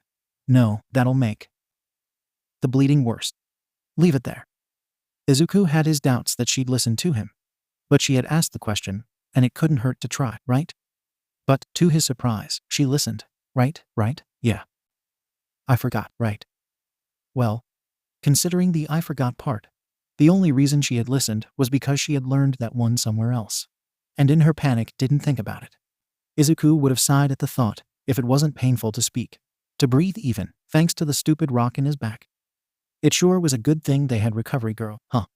And hey, on the bright side, the rock wasn't anywhere too vital. It was just incredibly painful. Izuku could handle it a bit longer. "I'm gonna try to carry you to the entrance, okay?" he heard Yaoyorozu say, which was soon followed by arms scooping him up from underneath and strained grunts. Yaoyorozu was pretty strong. He knew that much she had to be, for her to have used that cannon properly, even if it had ended up hurting him. That probably didn't make lifting a whole person much easier, though, when she was already pretty tired, even if Izuku wasn't super heavy. As Yaoyorozu carried him up to the front, he heard All Might's loud shout of "plus ultra," followed by a loud shockwave, and the sound of breaking glass. "The Namu's gone," Yaoyorozu mumbled, sounding both out of breath and ecstatic. After that, everything sort of became a blur. Izuku could hear some scuffles occurring here and there, but everything seemed calmer now. At some point, Yaoyorozu handed him off to one of the heroes. They took him outside of the building. He was put onto some sort of cot thing. Then it went dark. When Izuku woke up, the first thing he noticed was the plain white of the ceiling. The second thing he noticed was the discomfort in his back, and the sounds of chatter from the other side of a wall. Also, he could clearly smell antibiotics and cleaning supplies. Groaning, he sat up in the rather thin hospital bed, causing the bandages around his torso to shift uncomfortably, and looked around the room. It was empty apart from him, and none of the machinery was actually on. Hopefully that was a good sign. He tried to listen to the voices outside of the room, but he couldn't make out the words. From the sounds of it, though, A nurse was patiently talking to someone who was currently silent or not. And wait, was that 𝗓𝗏𝗀? She sounded very upset, which Izuku figured was understandable. His class had been attacked by a bunch of villains, after all. Not to mention the rubble in his back. Plus, he knew what 𝗓𝗏𝗀 was like. She was constantly worried about him, with him being quirkless and all. Everyone thought he was fragile because he was quirkless, and she was included in that, as much as Izuku loved her. Did that mean she was going to pull him out of the hero course, now that he'd been sustainably injured? He really hoped not. He didn't want his journey to stop before it even began. There were plenty of people out there who needed him. The door opened with a click, and 𝗓𝗏𝗀 came rushing right to his bedside, grabbing his hand in both of hers as she cried out, "Oh, Izuku." "Hi, Mom," Izuku replied quietly, giving her a reassuring smile. "I'm okay, really. It was just a small injury, and it hardly hurts now." And that was true, too. The spot was uncomfortable, yes, and he was sure it would be tender now, but it didn't hurt. "I was just telling her about it," the nurse called from the doorframe, stepping into the room. "We managed to get the rubble out without issue, and it's been disinfected, so it should heal up just fine, so long as you take care of it properly." Izuku nodded along, looking at 𝗓𝗏𝗀 the whole time. "See? It's fine. But it could have been so much worse. You could have been really hurt, or even killed," 𝗓𝗏𝗀 said through tears. "Oh, I should have never agreed to send you here, my poor baby." "I wasn't, though," Izuku reassured her. "I can handle myself. I'm all right, really." "What if it goes worse next time?" she questioned. "We'll be more prepared for it," Izuku told her. "Really, it's okay. You don't need to worry," she sniffled a bit, and let go of his hand to wipe off her tears. "If you're sure, honey. I don't know. Though, I don't like the idea of you getting hurt like this. I know, but I need to do this. I have to become a hero. And I don't think I'm likely to be accepted into another hero school if I quit you." Izuku reminded her. She nodded. "Still, I don't want to see you hurt." "I know, Mom," he repeated. About then, a knocking came on the frame of the still open door, followed by Yaoyorozu's voice. "Could I come in?" "I'm sorry if I'm interrupting." Izuku wasn't sure how he felt about that. He didn't expect that he'd be visited, and while he didn't exactly want to say no because of that, he also wasn't sure he wanted to talk to her. Not with all that had just happened especially. Before he could make up his mind, though, 𝗓𝗏𝗀 turned to look at her and said, "Oh, you must be one of Izuku's friends. I'm so glad he's finally been able to get out of his shell more." "Don't worry, you aren't interrupting anything." Yaoyorozu nodded, stepping in rather shyly, like she still wasn't sure if she was actually allowed in the room. Izuku tried not to sigh as he said, "Mom, this is Yaoyorozu-san. She's not really a friend, more of an acquaintance. I mean, she's nice. I just don't know her well. She was in the same zone as me during the attack." "Yaoyorozu-san, this is my mom." "It's lovely to meet you," Yaoyorozu said, bowing her head a moment before turning to Izuku. "Look, Midoriya-san, if you're going to continue the conversation from earlier." "Don't," Izuku interrupted. "Not now." She shook her head a bit. No, I wanted to apologize for getting you hurt. If I had planned that out better, you never would have gotten that rubble stuck in your back. And if I'm going to try to keep you from getting hurt, I should do better than stop." Izuku interrupted. "I appreciate the apology, Yaoyorozu-san, but you don't need to be sorry for that. It was an accident, and you did what you could to help fix it. Plus, that villain would have been able to do worse if you hadn't shot him with that cannon. You don't need to apologize for that. You also don't need to protect me. I can handle myself." She nodded again. She did not, however, give the apology Izuku wanted to hear. Not that he expected it. He never did. Apologies, he found, were always given to him for things he didn't want an apology for, and never for the things he wanted an apology for. "How are the others doing, do you know? Is anyone else injured?" Izuku asked. "Is Asui-san doing all right?" "She's okay now, she just needed some water," Yaoyorozu answered. "Aizawa-sensei and 13-sensei got the worst of it. Other than that, it's just minor injuries." Izuku nodded to her gratefully. "That's good. I'm glad it's not too serious." "Oh, my sweet son," 𝗓𝗏𝗀 said, sounding like she was tearing up again. "Always worried about everyone else." "Mom," Izuku protested with a groan. But it was too late now. Yaoyorozu nodded. "He tries to save everyone, from what I've seen. It's a shame he's quirkless, honestly." He bit back a sigh as 𝗓𝗏𝗀 nodded, glaring at Yaoyorozu. The two of them started a conversation that he very quickly decided to drown out, knowing that listening would just make him feel bad. They were trying to be nice to him, too, he could tell. That might have been the worst part of it, was how hurtful they were while pretending this was good for him. At least Kaken knew the bullying hurt him. That was sort of the point of it even. He wouldn't cry about it, though. Not now, no matter how much it hurt. They were both here, and he didn't want to deal with the results of him crying in front of them.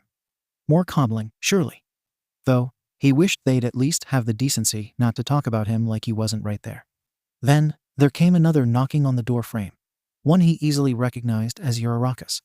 He looked up at the door, and a wide grin made itself known as soon as he saw them both. Acha. Ijiro. Are you guys okay? Yaoyorozu and Inko stopped talking, presumably to watch or something. But he didn't particularly care at the moment. His friends were here, and he was going to talk to them. Their thoughts on it be damned. You're the one in the hospital bed, Midoriya, Kirishima pointed out. Uraraka nodded along. Yeah, we should be asking you that. Izuku. I'm fine, guys. Really? Izuku replied. A little bit of exasperation with the topic coming through his tone without meaning to. It wasn't their fault, really. But he was sure this would be used as a reason he shouldn't be a hero by everyone else. And he was already tired of it. It was just some rubble, and the nurses already got it out. Seriously, though, how are you guys? What happened while we were separated? Uraraka bit her lip, like she didn't really want to talk about it. And Kirishima took initiative to chime in. Well, I was in the flood zone with Ishido and Tokoyami, and there were a bunch of villains in the water trying to topple the boat we were on. But then Ishido-san filled the water with acid. It was super manly of her. The villains weren't very hurt by it, but it sure scared them off. Izuku nodded. The amount of water probably diluted the acid enough that it wouldn't do any damage. Kirishima blinked at him a couple times before nodding. Oh, yeah, that makes sense. See? This is why you're the smart one in the group. Izuku chuckled a bit at that before saying, Acha, how about you? You okay? Yeah, I'm fine, just really shaken up, she replied. I don't really want to talk about it. Before Izuku could respond, or she could say anything else, Recovery Girl entered the room and waved everyone else out. All right, that's enough visitation. I need to do my job.